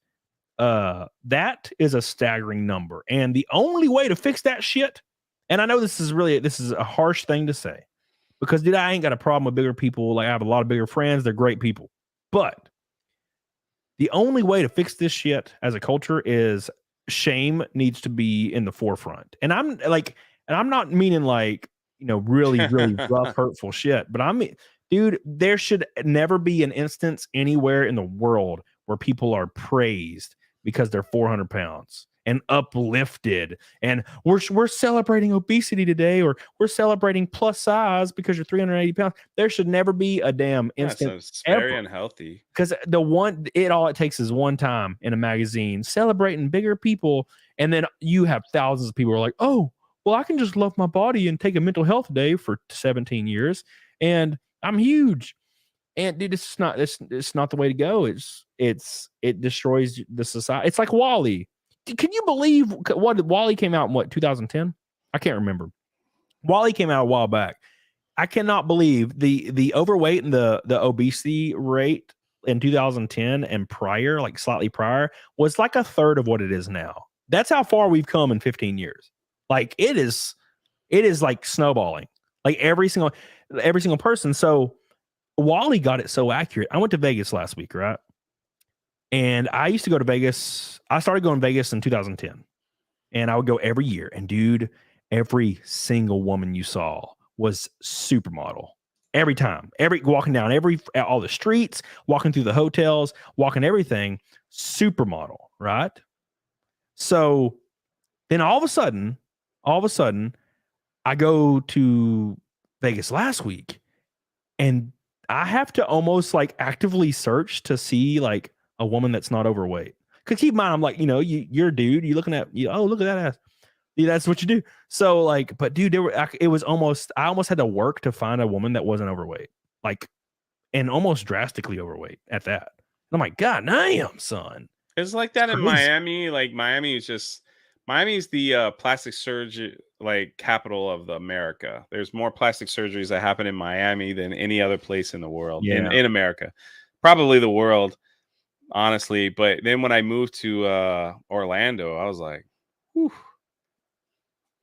That's quite a weight change. So now go to rural America, and I go to Walmart, and you will see Walmart 98%. That 30 or that 70% overweight is like concentrated in rural areas. That's for damn sure. Because you go to Walmart in Attala, Alabama, dude, everybody's 380 pounds. So every single person, doesn't matter. Even the kids, even the 9-year-old, 380 pounds. Like they're all like a bunch of damn circles walking around with legs on them and shit, with a damn burrito in their hand going ham. It's wild, dude. It is wild. It's just, man, well, what's crazy is that there are people that have left America, and still eat the same in other countries and lose weight. And they still lose weight, yeah, because all the added shit. Yeah, added shit that it's addictive. Like wild, right? Cracking that shit. It's so delicious. Mayonnaise, please. Says dating in Japan was simple back in the day. Now some women are leaving the country and get married and having kids. Can I ask you guys to watch a vid? Look me up on YouTube for some digestible basics of Japanese. Like, you mean like the language? Dude, send me a link in my DMs on Twitter, dude. I'll check it out.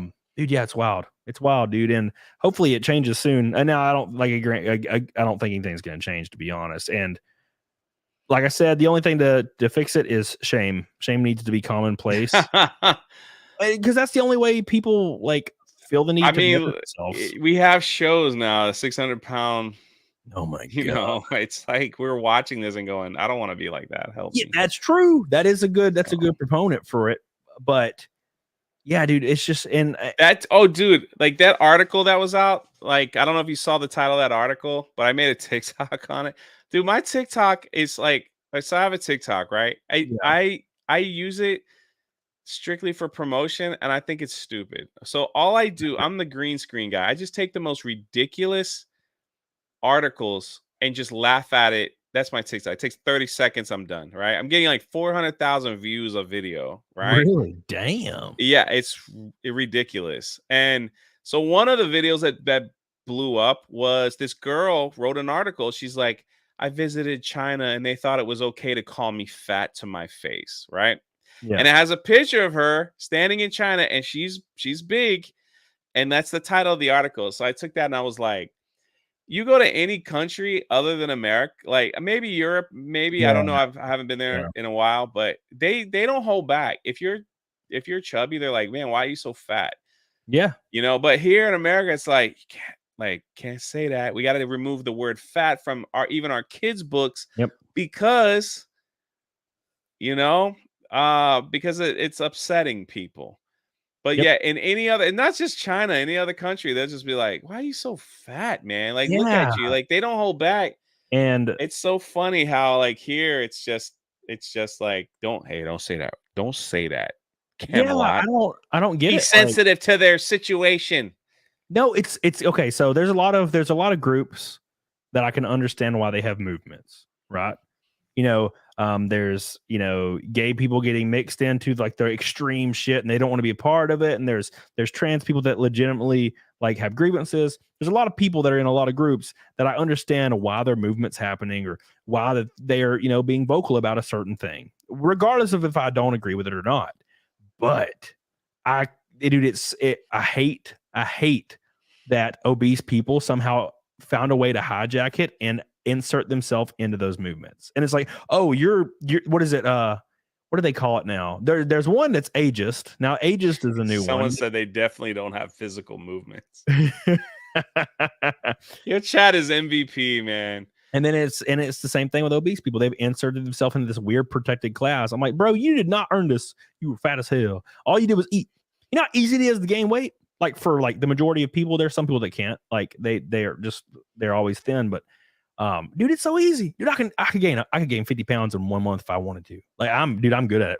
I'll just put shit into my hole immediately. Like it's not hard.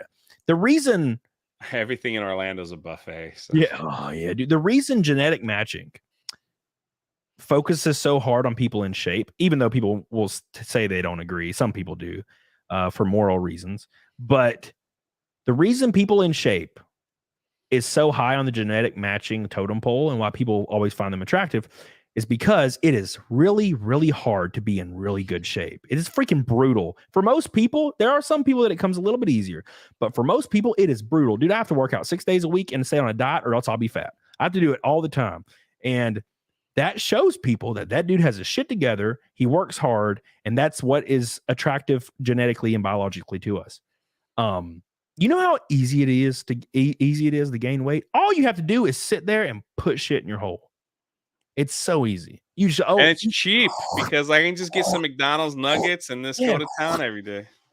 Yeah, dude. That's what Craig says. Wait till you turn 30, you'll gain weight if you eat too much. Bro, I'm freaking in my mid 30s. Ryoko says average woman in the US is 170 pounds, 5'3". That's unhealthy. 175 doesn't sound like a lot. But when you're 5'3", that's a basketball.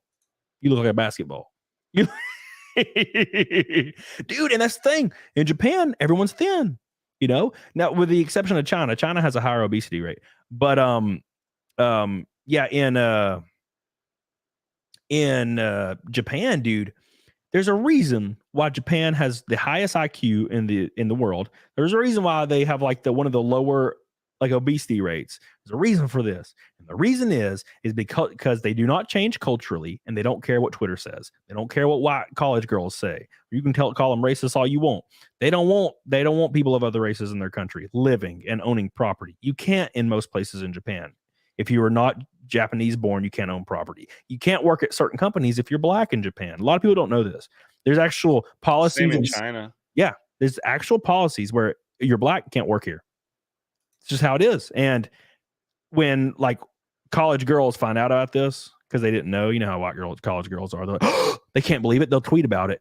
Dude, the president, like the person in power in Japan will retweet it and be like, we don't care, eat our ass. Like, yeah. They don't care. There's a reason why they're able to stay at the peak of all these performance like metrics. And it's because they don't care. They don't care to appear morally superior. They just don't care. They're like, dude, we're gonna continue doing what we want to do. You can call us whatever name you want. Listen, if we go down that rabbit hole, it's unhealthy food is cheap. Keep the people fat. Put them on medication. Yeah. Rinse and repeat. Yeah. It's a whole thing. Like make them dependable. Depend on the government and pills and this whole thing. And it's all endless cycle. It's why I've said that, and that's my opinion, chat. Like, if you don't believe that, I totally get it. But I was talking about this with Nick the other day. Like, what is easier? A doctor to encourage you to eat better, or a doctor to encourage you to get weight loss surgery and stay on meds for the rest of your life? What's going to give them more job security and maybe more profit for their own practice? I wonder what it could possibly be. There's a reason. There's a reason why a 13-year-old girl can go to a doctor's office or a plastic surgeon or be like, you know what? I don't really know. I don't really feel like I'm in the right body. And they'll be like, well, you know what you need? And instead of anything that's a whole nother, you need to double my. That's a whole nother 2-hour podcast. Yeah, like, because what's more profitable, to encourage them to seek therapy and see like how you feel in a couple of years, or to immediately take their money right now and give them job security?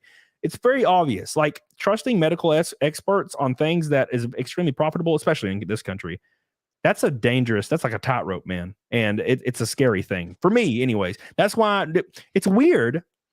It's weird because weight loss surgery is something that people really don't understand. When you get weight loss surgery, there's a asterisk beside it, and it says to continue and to make this successful, you must diet and exercise vigorously. But Oh no, there's people been think people that have had the surgery and they have need to- gotten dude, they they just get lose- fat again. they lose 40 pounds and they just gain more. The reason is it's because the whole point is they can't diet and they can't exercise because they just don't like it or just don't want to do it. And then they think the weight loss surgery is a magic thing that makes them skinny, and suddenly they don't. Dude, I have 2 people in my family that got weight loss surgery and lost almost no weight. It's wild because I've seen it. Yeah, I've seen you it. have to It's you have to diet and exercise. There's nothing else. Nothing else does it. I lived in Haiti for some time, and the poorest country. They're the poorest country in the Western Hemisphere, Yeah. and their suicide rate is 0. And I always wondered, it's like, how is that? Like, how is that possible? Maybe it happens and it doesn't get reported or something, but it's like it's 0. And it's like, you guys ever feel depression? Yeah. How do you handle it? You power through to the next day. Yep. If I'm talking to them, like, if we sat down and we're sad, we don't eat that day. Yeah. Do we get sad? Yeah, but we gotta eat. If I complained about this, I don't eat that day. I gotta work and eat. It's like, if I don't work, I don't eat. Do I have, emotions? Do I have this? Of course, but I gotta learn to deal with it if I want to eat that day. Well, And it's just like, holy crap, and it's just, they don't take pills for stuff, and it's just like, yeah, great, dude.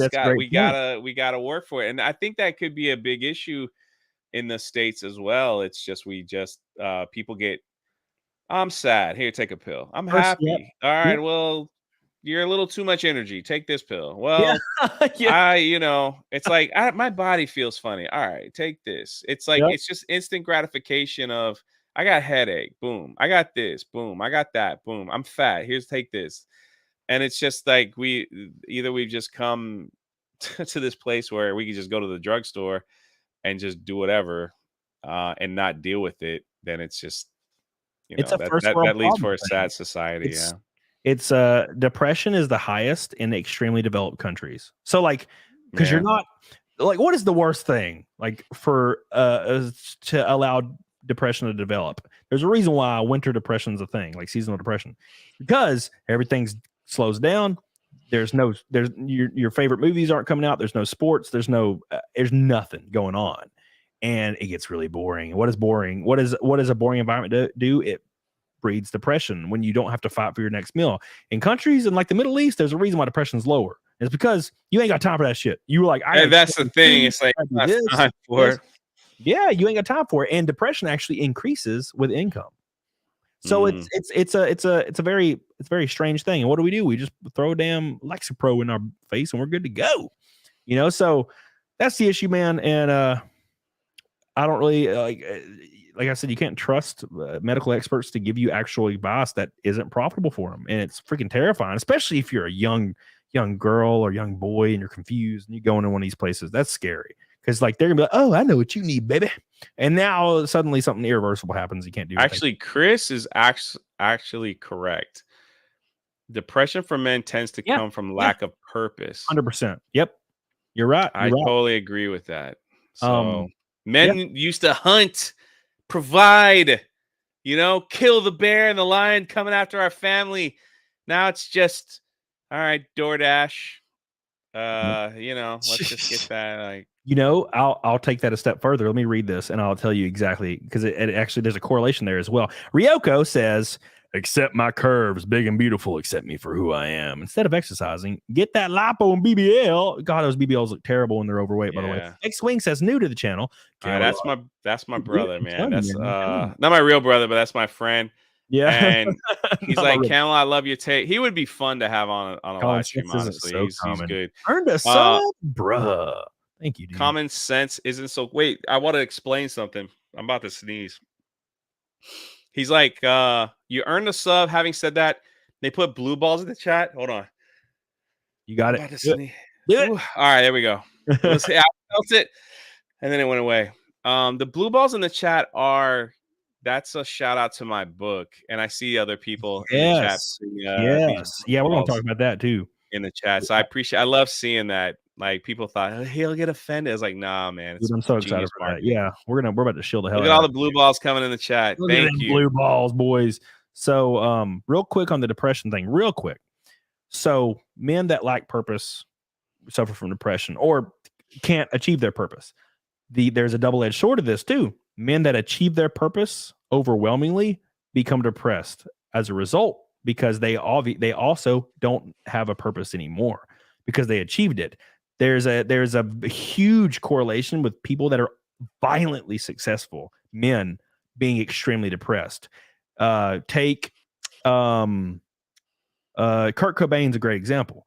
Kurt Cobain battled with depression until the band started going ham. They formed Nirvana, started playing music. He's feeling great. They become the biggest band in existence within a year period. Like bigger than freaking Metallica, bigger than Beatles, everything in a year or two. Suddenly, he achieved his goal. Now what? And then the depression hit harder than ever because you're like, oh, well, I did what I was trying to do. And now now what do I do? And like, once you've achieved the highest goal possible in your life, like that's when things can get dangerous for men. So like you need something to strive for. And when you become the biggest god of everything, like Kurt Cobain did with Nirvana, like in a 2-year period, you ain't got like, you're like, oh shit. Like now what are you going to do? Become an actor, win an Oscar? Holy shit. Not even that's very impressive when you're already freaking Kurt Cobain. So like, yeah, dude, it's freaking terrifying. It's terrifying. Men need something to always work towards. Right. So, unfortunately, sometimes you're screwed. Like, dude, I felt like that for like 2 years when I do my channel. I was just tired and always freaking burn out. And then I had this random idea to do this podcast and I feel great every day. I'm like, I can't wait to do the next show. I can't wait. Because it's like now I'm like, I feel like I'm actually. Well, you're creating, man. Like that's like, I think that's in all of us is the ability to create something, whether it is a podcast, whether it's a book, whether it's music, whether it's artwork, whether like some people are awesome. They could build like sheds and shells and they do this beautiful thing. Some people just can paint. Some people are good listeners. Some people are excellent with money. Some people are excellent with numbers. Some people are just, like whatever it is, we all have these gifts that or these projects or these desires that we want to see us succeed in or fulfill, because it does gives us a sense of purpose. It's like someone's going to learn something from this today. Someone's going to get something out of this today. And I built that. I created that. And a lot of time, I believe in it's so scary in this time that many people who have this desire to do this don't, because they feel that they're not good enough or won't be successful in their mind. And they rate their success by comparing to other people, which is the worst thing you should ever do. But we've all done it. It's one of those things that it's, as a human, we try not to, but it's always like, if I can get here like this guy, then I'll be successful. No. Success is based on, like how you make it yourself. And it's sad to me to see people that had dreams and desires and they just like, well, I was told I wasn't good enough. I wasn't this, I wasn't that. And they just throw them, off to the side and they live in regret. And that's when I believe the real depression hits. And it's like, geez, Dude, I make the mistake all the time. I still do it to this day. We all do it. It's just like, it's a constant battle to not do that. I'll do it. I'll put out a video and it'll get, 20,000, 30,000 views or something. And I'm just looking at like my boys that I work with on podcasts or shows or something. And they're killing it. And I'm just like, I'm like, why do I suck? So dude, I still do it daily. I do it every damn day. I compare myself to other people and I know it's not what you're supposed to do, but, God, I hate it. It's something I can't get away from for some reason. I'm a numbers guy, dude. When I was in retail management for 13 years and all you did when you were in those jobs where you were looking at top 5, top 15 list, store list, rankings. That's how you like gave yourself any value. So it's like freaking embedded in me since I was a kid. And I just can't get away from it. Phantasmagorical says, hey, Camelot and Jay, congrats on getting over 54K on RGE campaign. On your thank you on the much book, love to you guys. Thank you so much, Phantasmagorical. Matthew Self says, having the next rung on the ladder to reach for is what men need. Once you reach and can't feel the rung, panic sets in, you need to grab for something. Men are taught to climb. What happens when you reach and feel Nothing. Exactly, Matthew. See, you know exactly what I was freaking talking about, dude. Check your messages. I got it, Mark. Thank you. Wait, that's for me. Oh, is it for you? What is that? Jay, please check book messages when Oh. you get a chance. Hale, what is that? Yeah, I'm new to this. Yeah, I thought I just got a message on Twitter, and I thought that was the message I just got. By the way, guys, we are 90 from Fat Milk. Somebody asked, I think Billy Hatcher asked, 90 from Fat Milk, and that would be 590 from Double Fat Milk, and we are 270 from the Lot Goal. 270 to get 1K on the Jay Show. Hell yeah, dude, Jay. Dude, That's pretty impressive. Like, I'm not going to bring any people, almost 1,000 people the whole damn stream. Appreciate you, Jay. I told you got a really nice face. That's what it is. So yeah, it's the face looks great. Got a great face, dude. You want to talk about your book? Since we're almost 2 hours in, I know you want to talk about your book because I've been watching it grow and it's freaking awesome. Because I was wanting to do so. This is my dumb idea, real quick, Jay. Yeah. Before we get the blue balls. Yeah. What I wanted to do was I've been cutting and I want to get really, really cut, like 8% body fat, and then do like a bunch of cosplays, like of me in different like goofy cosplays, like maybe the Terminator, but shirtless, maybe in a thong with like the red eye, and then like a bunch of like maybe Leonidas from 300 and all these cosplays, and then do a calendar or maybe a cosplay shoot, like or something like that. But I'm so self-conscious about it because I see all you guys like doing so well, and I'm like, man, dude, I'm scared I'm gonna do that and it's gonna like flop hard. I'm gonna feel real bad about myself, so it's terrifying to me. But yeah, dude, you're kicking ass. Like Anna, exactly. Yeah, Anna actually told me I should do one. That was who brought it up. But yeah, I'm like looking at Mark. I asked you a question through your book campaign.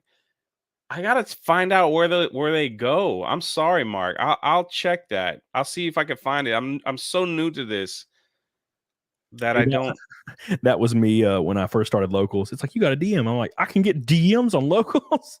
Yeah, I'm just like I'll check that. Thank you for bringing that to my attention. Whatever it is, I hope it's a good question. If you can't reach me there, like email me directly at drunk3po@gmail.com. I'll probably get that quicker than trying to figure this out. So drunk3po with the letter O @gmail.com. Sorry, there we go. Rotor says, love you, Jay. Love you, Cody. To the enormous blubber gals out there. Eat less, do squats, let men build stuff while you pop babies out, cook and clean for us. Pee-pee touch. Thank you, Rotor. I couldn't agree more. Pee-pee touch right at the end there. That's the most important thing, you women. Look, dude, I'm a simple man. I'm a very simple man. If you like make me some like eggs once in a while, and then you just like drop your draws and like without asking, like every once in a while, dude, I'll marry you. I'm very simple. It doesn't take much to please a man. Women have it really easy. does. Women have it so easy. Dude, bring me like a glass of water without me asking, or just like sit on my face, just without me asking. And that's like my life is freaking set. Wait, hold on. You know? You talk so fast. You said, bring me a glass of water or just sit on my face. Yeah. All right. In any particular order. That's what you're looking without for. me asking, she's just like drop draws and just sit on your face. You're like, oh my dad. Yeah, but what if you're eating like mashed potatoes or something, man? And it's like, and then she sits on your face. Well, I'm not talking about when I'm eating the taters, man. I'm like after the taters, after the mashed potatoes. You just said whenever, just random, come and sit on your face. After God, Sushi, my cat's so loud. Yeah, just dude, unprovokingly, because man, a lot of women will get complacent when you're in a relationship with them, and you always have to initiate things, and you always have to. Nah, dude, just that's what men want. People are saying Camelot is based. Listen, I know this dude for a minute, so he will never hold back. If you're from my people, please don't leave my live stream and go to Cam's because he doesn't hold back. No, I'm just kidding. You're good. No, but yeah, dude, it's just a simple man. Just wait. After taters, hold on a second. That's what you're calling potatoes, right? Yeah. Oh, okay, I didn't know if that was like a secret sexual conversation name that you. All right, so if you're eating mashed potatoes and she comes to take her pants off, you're gonna tell her to give me 5 minutes. Gone. Yeah, of course. Yeah, like I'm just saying, like it's acts of, like to be literal, it's acts of service. Like most men. Wait, her taking her pants off and sitting on your face is acts of service? Yeah, it's like It's like it can be taken that I love way it. because you don't ask for it, right? It's like that's the most important thing. Like doing something calm without asking for it. Like I'm just saying, that's what men are simple. It doesn't take That much. is true, man. It doesn't take much. Women have all these parameters you got to follow. You got to give them gifts because women usually tend to be their love language is either like physical touch or gifts. Usually, and it's usually both, right? Women want gifts. You ain't got to buy me shit forever. I don't get. Don't. There's a lot of women in the chat. You could ask them. Yeah, they're gonna say whatever the opposite I'm saying. That's how they do. I love dudes that are overweight. Oh, my asshole. So like, no, dude, like just simple acts of service that are just kind, bringing me like some mashed potatoes. I didn't even ask. Oh, damn, you got me mashed. Oh my god, yeah, it's really nice. And then maybe every once in a while, you just like you just touch my pee, and I'm just like didn't even expect it. You know what I'm saying? You're just like maybe every once in a while, Yeah, bring you mashed potatoes and touch your pee. Yeah, like maybe I'm in the walk-in closet and I'm changing clothes because I just got out of the shower, and then the girl walks in, she just like you're all wet, man. You got to stay in the bathroom and dry off. Yeah, well, you got the towel around you, and then they reach in and they grab the pee, and like you didn't have to say nothing. That's like, dude, I'll marry a girl that does that. Just that's my love language. Just like bring me some water. Like just every once in a while, and I don't want to ask for it either. Bring you some water and touch. Yeah, and just touch my pee like without me asking, and that's like that's the smallest, easy things ever. And I'm like, dude, I'm cool with this girl. I'm just saying though, at the beginning of the stream, you were talking about a woman that's fit, that works out with you, and we've gone an hour for you to think about your decisions and go, you know what? I don't even need that. I just want a glass of water, maybe some taters. It's the and touch my pee. Like the previous statement is the price of admission, right? The price of admission, and then everything else. To have a long, fruitful relationship, and this can even be once a damn month. You got to be every day. Swift kiss, like maybe like a swift kiss. Yeah, maybe like the tip of your thumb and my ass, just like when I'm not expecting it.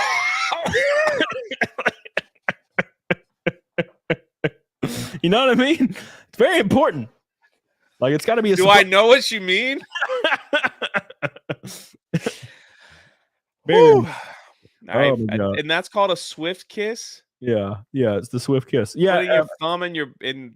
Okay. Yeah, is it not just the tip though? That is some. Honestly, I mean, I didn't know that, so I didn't know that was called. Important. So if someone says, "Hey Jay, I'd love to give you a swift kiss," I appreciate the knowledge. Never to accept from a stranger. That's all. X-Wing says, you're starting to think I grew up on a dairy farm. Close. I grew up in a trailer park. So yes, it's not much different. Very populated trailer park where our favorite pastime was running from the Rottweiler, and not getting bit and dying. They just let that bitch off on the chain. He just chased little kids around, almost eating them. Like, I don't know. Did you talk about? Wait, someone in the chat says, wait, you had Melanie Mack on. How did she? I talk about the same stuff. Yeah, of course. I have to go back. Dude, she's cool, man. Like she's awesome. But I could just see her like. Yeah, I released a short today, like a short, a YouTube short, and it's about me talking about a guy like grabbing a guy's penis, and it's the story. And she's just like, no, it was about something else. It was about sex before marriage. And she's totally, she laid back. She'll talk about it. She don't care, which is great. That's really cool. And then of course the PB touch one, that's a short for tomorrow. I haven't released it yet. I forgot. Did you hear she had a stalker, right? Yeah. I didn't. All right. So, she mentioned it in her video a little bit, but she was on my podcast and I had asked her, I was like, why don't you come to Orlando? We can hang out and everything. And she's like, all right, let's make it happen. Right. Yeah. So she said that on my podcast. So her stalker reaches out to me and starts tweeting at me and emailing me. And it was it was horrible. It was like, you having sex with my girl, Jay? Like, I'll find out. It was brutal. And I'm like, these stalkers. Melanie mentioned when she talked about her stalker in the video, she's like, she messaged me. She's like, hey, I mentioned you in the video. I hope it's okay. I'm like, no, it's fine. Like, whatever. And I'm like watching. She's like, yeah, and the stalker thinks me and Jay are doing stuff. And I'm like, oh man, she mentioned it all. Like, I was like, what? Dude, I'm glad So- you came after me because like we were even talking because me and Melanie, we disagreed on pretty much everything. Because I'm a loose, laid back, like Superman horror guy, and she's like a wait till marriage, super like religious girl. So we were like the complete opposite. But we talked about it, like we talked about it, like real, like compared our lifestyles, and she called me her forbidden love because it never worked. It never worked. And then we've been like saying that on Twitter a lot, like just kind of funny back and forth. I'm so surprised this dude's not like, what are you doing? You banging my girl? Oh, dude, he got bad. He That's even crazy. like he got really descriptive in one on how to keep her. Like, this is how you keep Melanie to shut up. Like, this is how you do it. And I'm just like, Mel, you want to read this? Like, she's like, yeah, I need it for the police. So I was like, am I gonna get called in? Like, like, is this what's gonna happen? He's like, I don't know. I was like, well, they never think they're gonna get in trouble until they do. They never think they are. They're like, oh, I'm just gonna keep doing this because they're getting endorphin rushes off of it, and they never get. They're like, oh, I'm never gonna get in trouble. I'm just gonna be great. I'm gonna win all this. And then well, he took her to court. This is the thing that made me a tad nervous, right? Yeah. So I got these messages where it's like, I see you, Jay. I see you. I know where you are. I know you go to theme parks. I'm gonna and I talked about it on the live stream, and I showed like the receipts. He's like, I'm gonna gun you down at a theme park. I'm gonna gun you down. Yep. So I'm like, okay. So then when he took Melanie to court, I looked at the court, and where he was taking her to court is like my neighborhood. Yeah. So I'm like, this dude lives close to me. That is I was like, I'm going, what? Like this, I'm like, okay. So I had to tell her, I was like, all right. Like he probably lives close to me. But here's the crazy thing. What people don't realize that I live in Florida. And Florida has a law that if I feel threatened on my property, it's a boom, boom, and that's the end of that, right? Like that, like that's all I have to worry about. Like, you don't even, if you are on my property, whether in the front yard, in the backyard, or wherever, and if I think like you are threatening me, it's boom, boom, and that's the end of that. Yep. Right. So like that's the law in Florida. And it's like you should tell the cops just in case. Hey, Chris, yeah, I did everything. Yeah, we always do that. We did everything. Like everything was turned in and reported. But it was just like, I'm just sitting there like, dang, man, like it's such a small world, you know? Dude, you know what's wild is somebody can say that. Like, and somebody can say, I'm gonna gun you down, and you can know who they are. You can even know where they live. The guy saying it, and the cops won't do shit about it. All you can do is get a restraining order, maybe. Like, but they won't do anything about it. Like, even though it's not really so much on online threats. All you could do is get their accounts banned or something like that. But you know, but it's like, yeah, I tweeted it out. I was like, this is what this person said, that he's gonna gun me down, and I'm like, hey, any help on this? And I used a screenshot. That was a little while ago, but that's it just made me think a little bit, because when I go live on the theme park channel, then I literally am telling everybody exactly where I'm at. Yeah. So it's like I'm at Universal Studios and I'm walking around for an hour or two on the live stream. But so if someone wanted to hurt me, I guess they could just wait till I go live from one of these places and follow me out. But the thing about the theme parks, though, it's like you got to go through a metal detector and all that. I mean, not in the parking lot, but like you have to go through a metal detector and all that stuff. Yeah. So I don't feel. I've never been anywhere where I felt unsafe. Yeah. Plus, Central Florida too. Like, if you didn't know this, we all live near these canals, right? Yeah. And the canal right next to my home is filled with alligators. I've posted videos and pictures of me just casually strolling. I actually had one under my car one day, and my neighbor was like, hey, there's a gator under your car.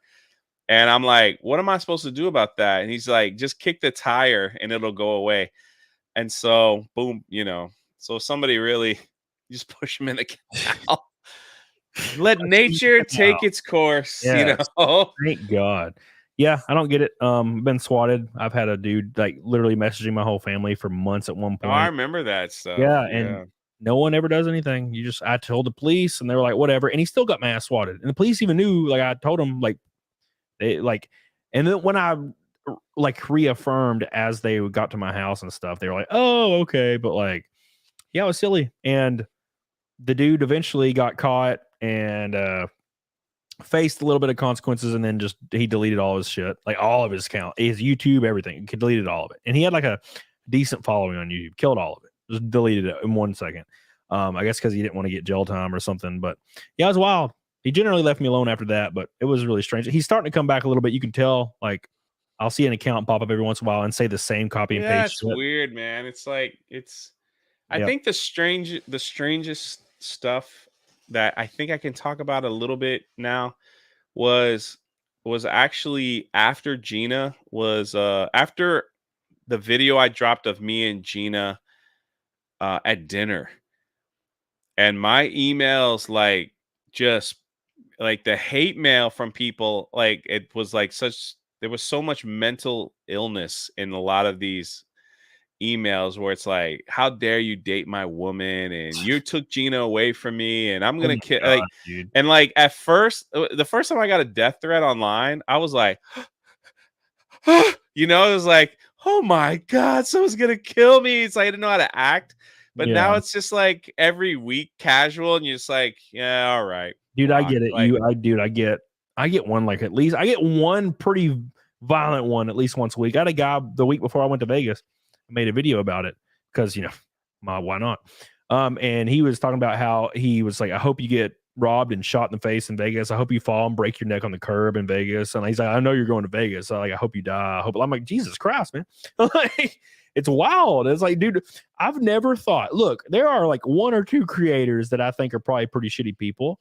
But even then, I don't think about it more than that one thought. And I never go and try to email them and like comment in their videos, calling them like all kinds of weird shit. Like, that's I so don't have time weird for that nonsense. Yeah, like why do people like take up their time by like getting angry at random creators? Like it's so strange, or even celebrities. So weird that I don't understand how people become obsessed. I just never understand it. I'll never understand it. So, yeah, but we need to shill your book. We are 80 from Fight Milk. Closing in. I guess we started a little bit later. So we're a little bit good, but let's show you $80 more super chat, and then I gotta drink eggs. Yeah, the beautiful eggs. Ugh. So delicious and golden. I think it's so cool that I would come right up to the crack of the universe and not make it, so I don't have to freaking drink these eggs. Like that's a good thing. Dude, we still have to do 4, like Gary. People who do death threats are cowards. Billy Hatcher, 100% agreed.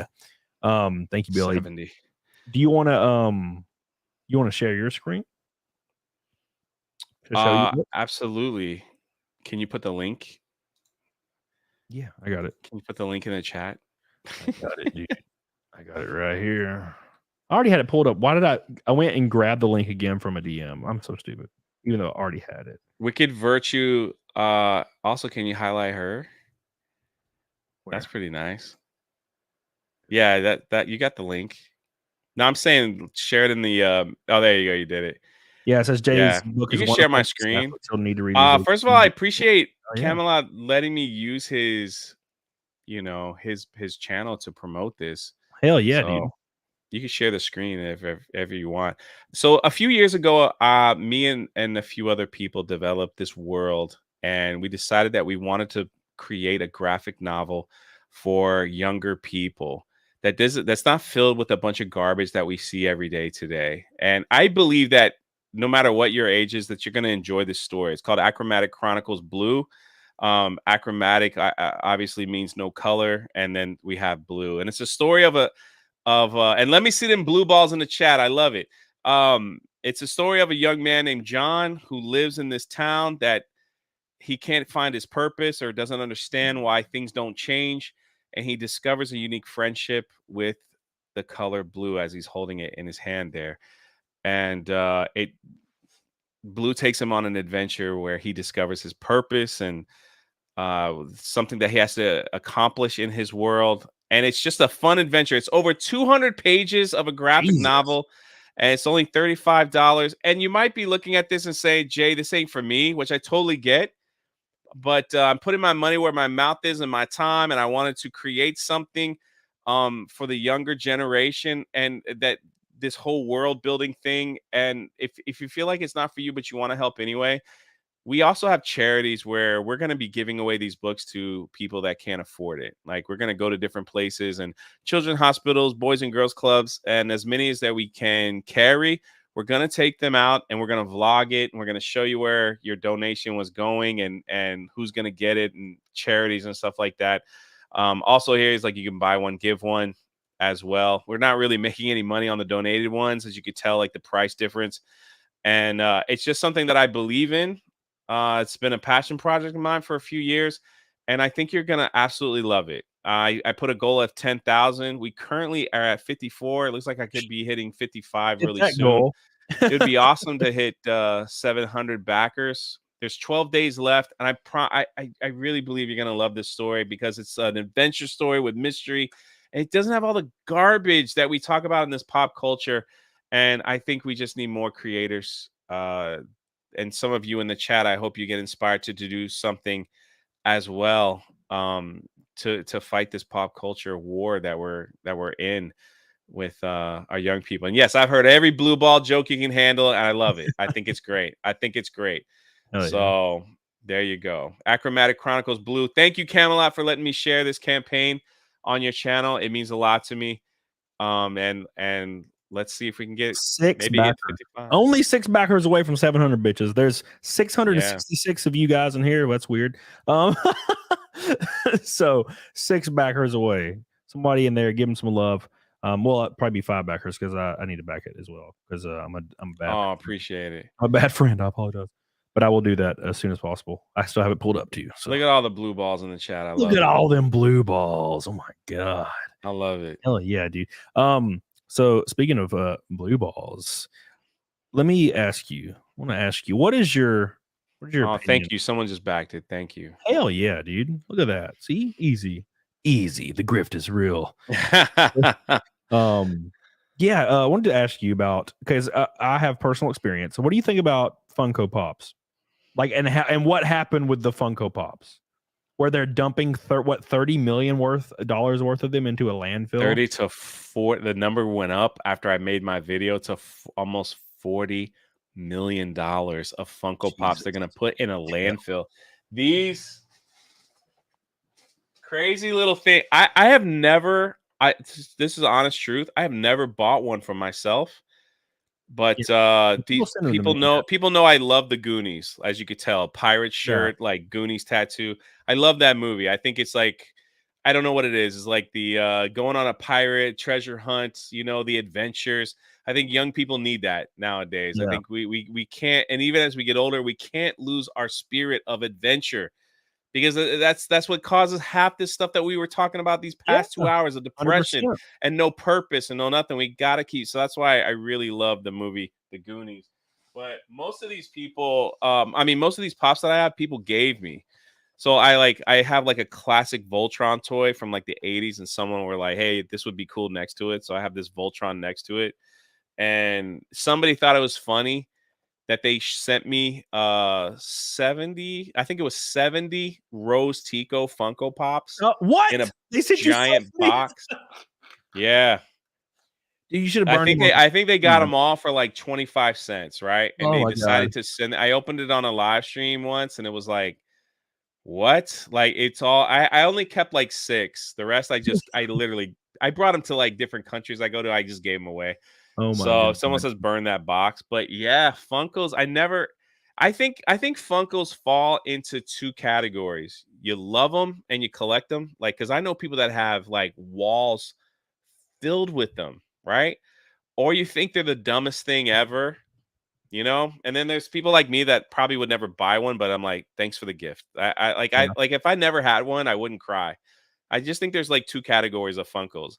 The biggest problem is, a lot of people spent thousands of dollars on Funko Pops thinking that in several years, Yeah. it's Yep. going to be worth like Beanie Babies. I don't know if you remember the Beanie Babies craze, but Yeah. people were buying these little plushies, these Beanie Baby I plushies. remember them. The freaking McDonald's ones were and wild.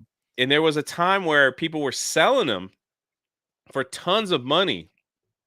So it was like, yeah, like let's keep buying more and then reselling them. And then all of a sudden, like it was wild, man. There's a whole documentary on it. It was like in 1 month, there was something new, like the new toy on the block, and the Beanie Babies just like they just died. Like you couldn't even sell them for $1. Yep. And this guy was like, this guy in this documentary, he was like, he mortgaged his house and bought Beanie Babies because he thought like in like 10 years he would be like a multi-millionaire. Dude, it's like dude with the hand sanitizer during COVID. Yeah. He bought like mountains of it. Dude, and now look, I got to preface this with I don't really understand collecting too much. I've never been a collector of anything. Like I have one-off things that I like. Yeah. But I've never been like I need to get all this, you know what I'm saying? So, but I have a couple pops that people sent me and they're awesome. I think Sayan made it. I think it's Sayan's my buddy Sayan sent me a pop of Daniel Fortescue, this guy on my arm. And yeah. It's a really intricate designed pop. It's a great pop. But that being said, I don't understand like the people. Dude, I know a girl that used to work with me at GameStop. She had like her entire walls of her house were lined in pops. She said she spent like $100,000 on pops, and I'm like, wow, that's rough. That's not. I think like when I saw at the like people spent like enough for a home, but I did see something interesting at the Comic-Cons that people would buy so this is Sean Astin. They would buy the Sean Astin and he would sign it. That's cool. So then they would put it in a box and they would collect it. I'm like, okay, I can see that. Yeah, that's totally. So that's interesting. But like people sent me some Indiana Jones ones that I think they're like literally like right there, and I took them out of the box and was playing with them, and I got scolded. They were like, "You don't take Funkos out of the box ever." Yeah, ever. You don't ever take them out. I'm like, but it's a toy. Like I want to like. You know, I set it up in little, like, I don't care. I'm like, I don't plan. It was a gift. I don't plan on reselling it. I got scolded, so I haven't touched these out of the box yet. Dude, but dude, people are wild as hell. By the way, speaking of somebody that's wild as hell, Slaglust with a juicy pink boy right on our faces, getting the slobber pocket juice all over us and getting us nearly to 5 milk. I appreciate you. Your Canadian Project Egg Roll. Every time you see Project Egg Roll and they give you a super chat, you have to go Egg Roll like you're screaming for Chinese food. Do I need to also thank Jay as well? You have to do because you know this guy. Thank you, Slaglust, and thank you, Project Egg Roll. You gotta scream Egg Roll, man. You gotta scream Egg Roll. That's how it's how you do. Yeah, that's it. And people put eggs in the chat. That's how it works. See, look, everyone's putting eggs in the chat. I get it. There you go. He's got a reputation for being an egg roll. Just like he's Asian. Like, why are you being racist? He's Asian. Dude, I have no problem with it. They're smart as hell. Let's see some eggs in the chat for Egg Roll. I love it. Hell I love yeah, the dude. podcast, Awesome. Man. Dude, thank you, Egg Roll. Appreciate you, dude. I'm actually going to be on their channel Saturday. So oh, well, hell yeah, dude. Why take so long to come on mine? What the hell? You on Project time slots are your time slots are tricky. Oh, it's because Egg Roll paid you. Oh, no, Egg Roll. You filthy. Look at all the eggs in the chat. Well, wait a minute. Did they just tip I have to go get the eggs now? Yeah, we're there. We hit it. Yep. You don't have to get 4 though. Thank God that freaking. So 2 eggs in my little soup. All right. Yeah, but make sure you don't mix them though. They got to be whole. Just crack them bitches and drop them in whole. That's it. All right, I'm gonna go get them. I'll be right back. Since you hit your goal, shill my book some more and like I'll be right back. Oh my God, I gotta drink this on the live stream, right? Hell yeah, of course you do. That's how it works. All right, give me like 3 minutes. I'll be right back. I got you. Yeah, dude, this is gonna be fun. What am I doing? This is what happens when people come on my stream. This is just how it works, man. So, boys, don't forget to look at the book, man. Look at the Blue Ball book. I'm proud of my boy because I've been wanting to do something like this, but more like, with my body because I'm a dumbass. And he has went above and beyond and doing such a good job. And it makes me so happy to see people that I respect and care about doing so damn well. I've never understood why people do the crabs and bucket thing. I'll never understand it. I can't. I got to be honest. When people drag down other people that are following their dreams, doing what they care about, and doing well at it. And when I see my friends doing that, it makes me so energized and pumped that they're doing that shit. So he's doing it. He's going ham as hell. He's at 696 backers, 4 away from 700. He about going to be 3 away because I'm going to definitely back it for sure. I've backed so many books, Tugs and everybody's. So I got to back my boy Jay. So make sure you guys do that. He's going to do some fight milk for us. So make sure you back his campaign. 35 books for a 200 page. Most of these books that are on these Indiegogos are one small book for 35, $35. He has the 35 buck book. You get 2 of them for 50. You get 1 plus you give 1 away. And then you have the limited edition bundle, the signed limited edition bundle, and then the donate to charity because our boy Jay is a charity man.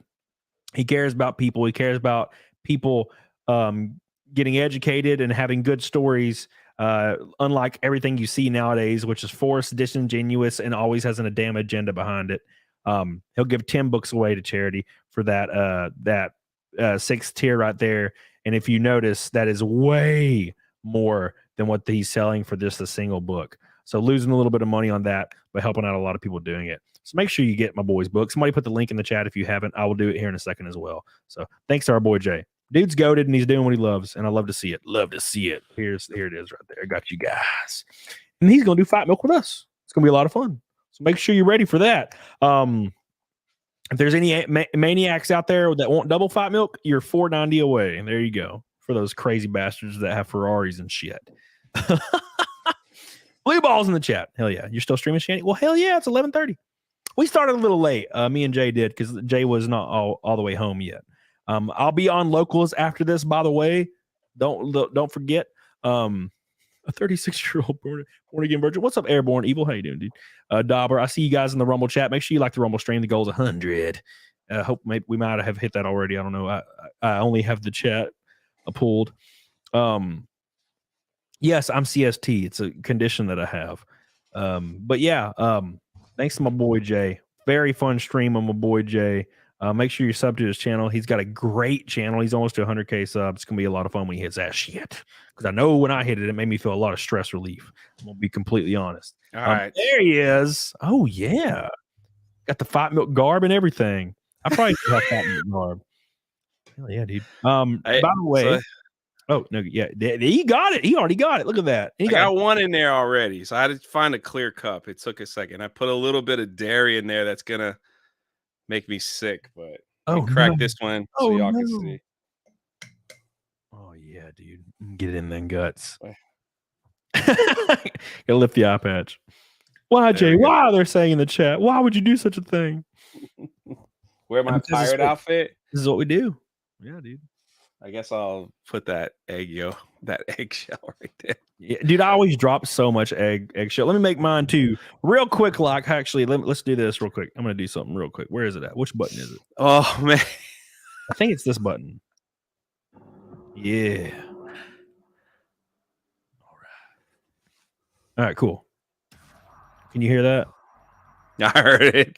Yeah, this freaking interface is cool. It's got like knobs and freaking levers and shit.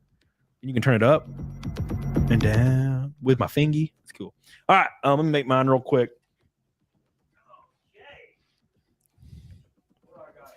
I've never done this before. I don't think I've ever had raw egg. It smells funny. And if I can't have more milk, man, I'm lactose. I will I'll be squirting and burping for 6 hours if I drink a lot of squirting and burping. Lactose. Sounds like a good band name, Squirting and Burping. I mean, I could get milk, but it's like it like I can't, like, if I had like a big bowl of ice cream, it's rough. It's rough. Here we go. Oh, I hate when it freaking squirts my hand immediately. Like, these are embryos, man. This is awful. Used to catching it with a freaking paper towel and it hits me in the freaking hand. Like a pirate. Yeah. Captain J. Yeah.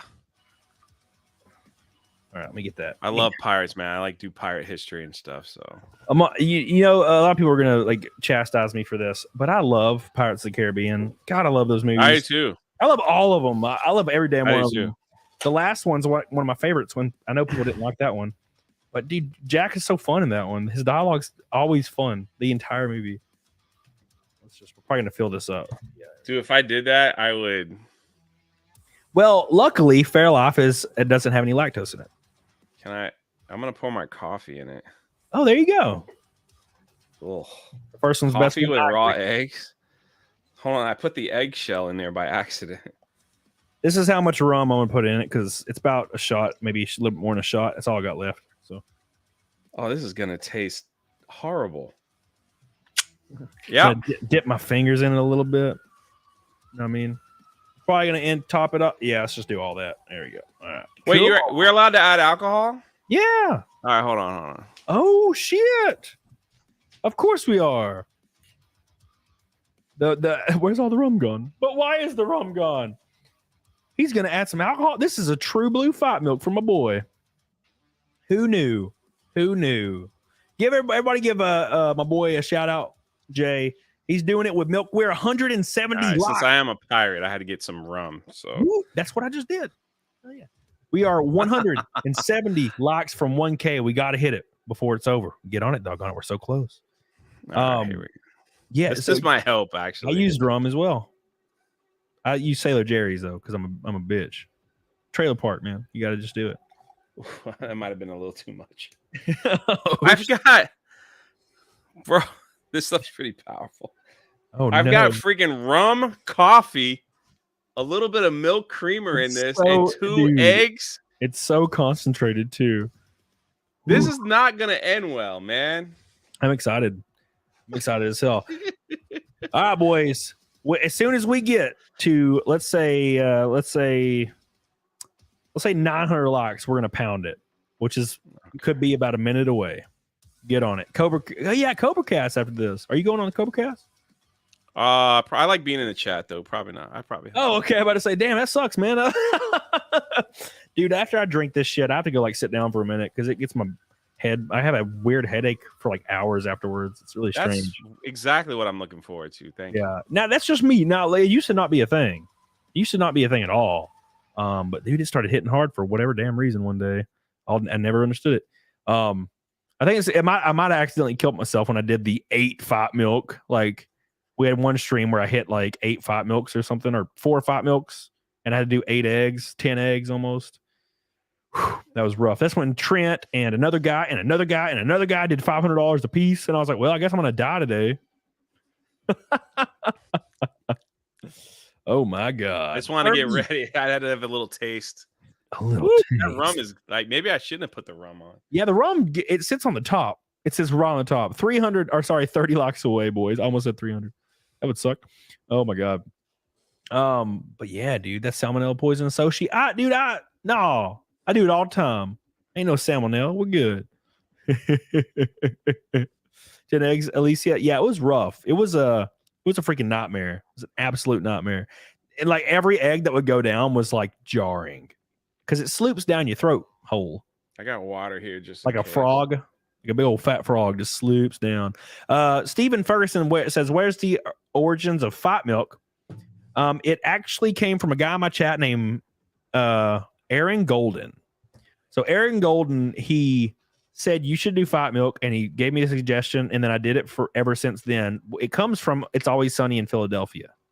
It's called Crow fight milk. They use crow eggs, and it's called fight milk, and they would do it in like to make them punch people. I can't remember. I haven't seen the episode in so long, but that's what it's from. So washed eggs need to be put in the fridge, boy. Well, that's where I keep my eggs. Where the hell you keep your eggs, boy? Monkey Man, if you want to see Naked Snake, don't forget I'll be on Locals exclusively after this. We're going to do some Naked Snake, and it'll be great. So don't forget, it's free, by the way. All you gotta do is click the link. Working on, all this science experiment. Still working on it. Dude, also, thank you for those that subscribe to my channel. I see it went up a little bit. Appreciate and it. You rolled over. I rolled over 217 as well. Thank God. 217, man. Oh my god. All right, cool. 20 likes away. Go, go, go. Oh, Get Bump Boys 20 likes away. wearing an eye patch is rough. Dude, it makes me. I wore one for an hour while playing Metal Gear Solid 4 on stream, and I took it off, and my vision was messed up for a while, and I almost threw up. No music on locals? Yes, I will have music on locals now, I promise. I have a new interface. All my music is played through my interface. All my condensers, all my noise gates are all through this interface. It's what I have playing the music right now. There's no links involved. So I will have music on locals. It is free. Click the link that hits and then just create an account and it will say join community for free and you can join my stream. It will ask you, it might ask you like, hey, subscribe, but you can just hit sign up and just join my community for free. I would not charge you for that. I will charge you for the nudes I post on there, you bastard. I get them for free. That's true. All right, maybe I shouldn't have said that out loud. I'm like already feeling like bubble gut. Like I'm like nervous putting this in my 10 likes away, guys. 10 likes. Get on it, doggone it. X-Wing's like drink it. Let's see what you got here. Hold on, I want to do something real quick. I want to make sure. How many likes? That has to be 1,000, right? 900. We're well 900 because 1,000 is going to be the stretch. That's going to be hard to hit. We'll hit that after like an hour after the stream post when it hits the algorithm. Oh, yeah. Oh, we're only at 887. So yeah, we got some. The Gary one, it just like for some reason hit the algorithm and just kept rolling like for days and days after. Oh, dude, Gary is like YouTube gold, man. He's just and he's a great man. He's a great man. He's a very nice man. I was so surprised that he answered my DM. He was like, "Yeah, dude, I'll come on," and I was like, "Well, son of a bitch." So yeah, Tristan says Fight Milk. We're doing it right now. We are 9 likes away from it, and then we're gonna pump it down our gullets. We're gonna pump it down, boys. It's gonna be great. And Jay is only 4 backers on his book from 700. Oh snap, man, that's awesome. I'm That's about to freaking be- awesome, Yeah, man. I'm gonna be. It's gonna be 3 away after the stream when I back it. So Oh, thank you, Cam. You don't have to, man. You did enough. You done enough. what's the new interface, Gunger? It is called a Rodecaster Pro 2. It is godly. It is the greatest thing I've ever used in my life. It like switching from what I had to this is like now I have like a spaceship. It's crazy. All right. Can I tell you I hate Kroger's, Craig? Yes, I also hate Kroger's. All right, boys, we hit 900. Let's start the music. And then What do I do? When the chorus drops, when the guitar hits, we're gonna kill it. I'll tell you when. Don't do it right away though, but I'll tell you when. All right. We're gonna turn this bitch up. People come on later, they're gonna say, Jay got so drunk he dressed like a pirate. All right, so it'll be about 30 seconds. In about 30 seconds. Look at Jay. You got this. You got this. I'll tell you, poured way too much rum in this. I wish I had more rum. I just haven't been drinking a lot. I'm trying to hold back. But next Thursday, I plan on drinking a little bit of rum. So I'll tell you when. We got about 15 seconds. It's too intense, man. It's the I can't. I gotta go. I can't do it.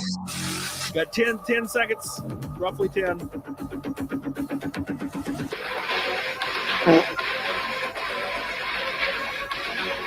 Four bars away. Here we go. Let's go, Jay. Do it.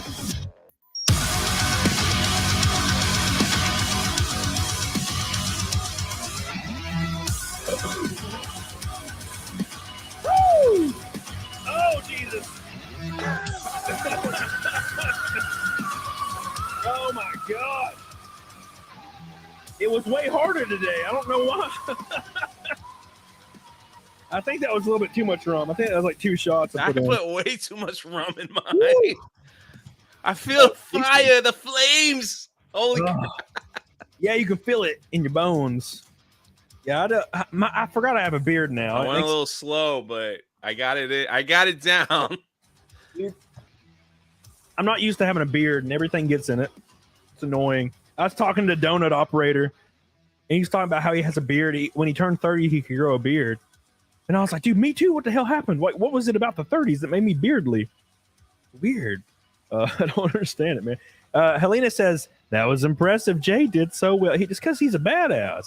Whew, that was, I could feel it, man. It's feeling, there's something going on in there. Yeah, it's pretty tasty. Oh, dude, who is it? Legal Vices. He did 7 Fight Milks on his stream. He made like $4,600 and did 7 Fight Milks and like blacked out. And then he said that whole next day he was sick. And I'm like, yeah, it's because you drank 7 of them bitches. I drink like 1, maybe 2. Maybe 2. I'm just hoping like it doesn't come back up. No, I'm like, good. Don't throw it, please. Please, God, don't throw it. I don't want to be the responsible for this. Jay never comes back on the show again. Why don't you come on the show, Jay? Yeah, I don't know. I'm not going to do it. I'm not gonna do it. Good, Jay? Yeah. I think I'm good. Drink you some water. Right. Drink. Oh, if you puke, let me know so I can feel shame and peer pressure. I'll send you a picture of like my toilet. Like, oh God, Jesus! Thank you so much, Jay. We're 90 likes from 1K. Make sure you guys like the damn stream on the way out. Awesome. Oh, dude, that's a great screenshot, Testicular. Thank you. Let me pull that up real quick. That's a beautiful. That's the best one I've ever seen right there. You ready for this? Here we go.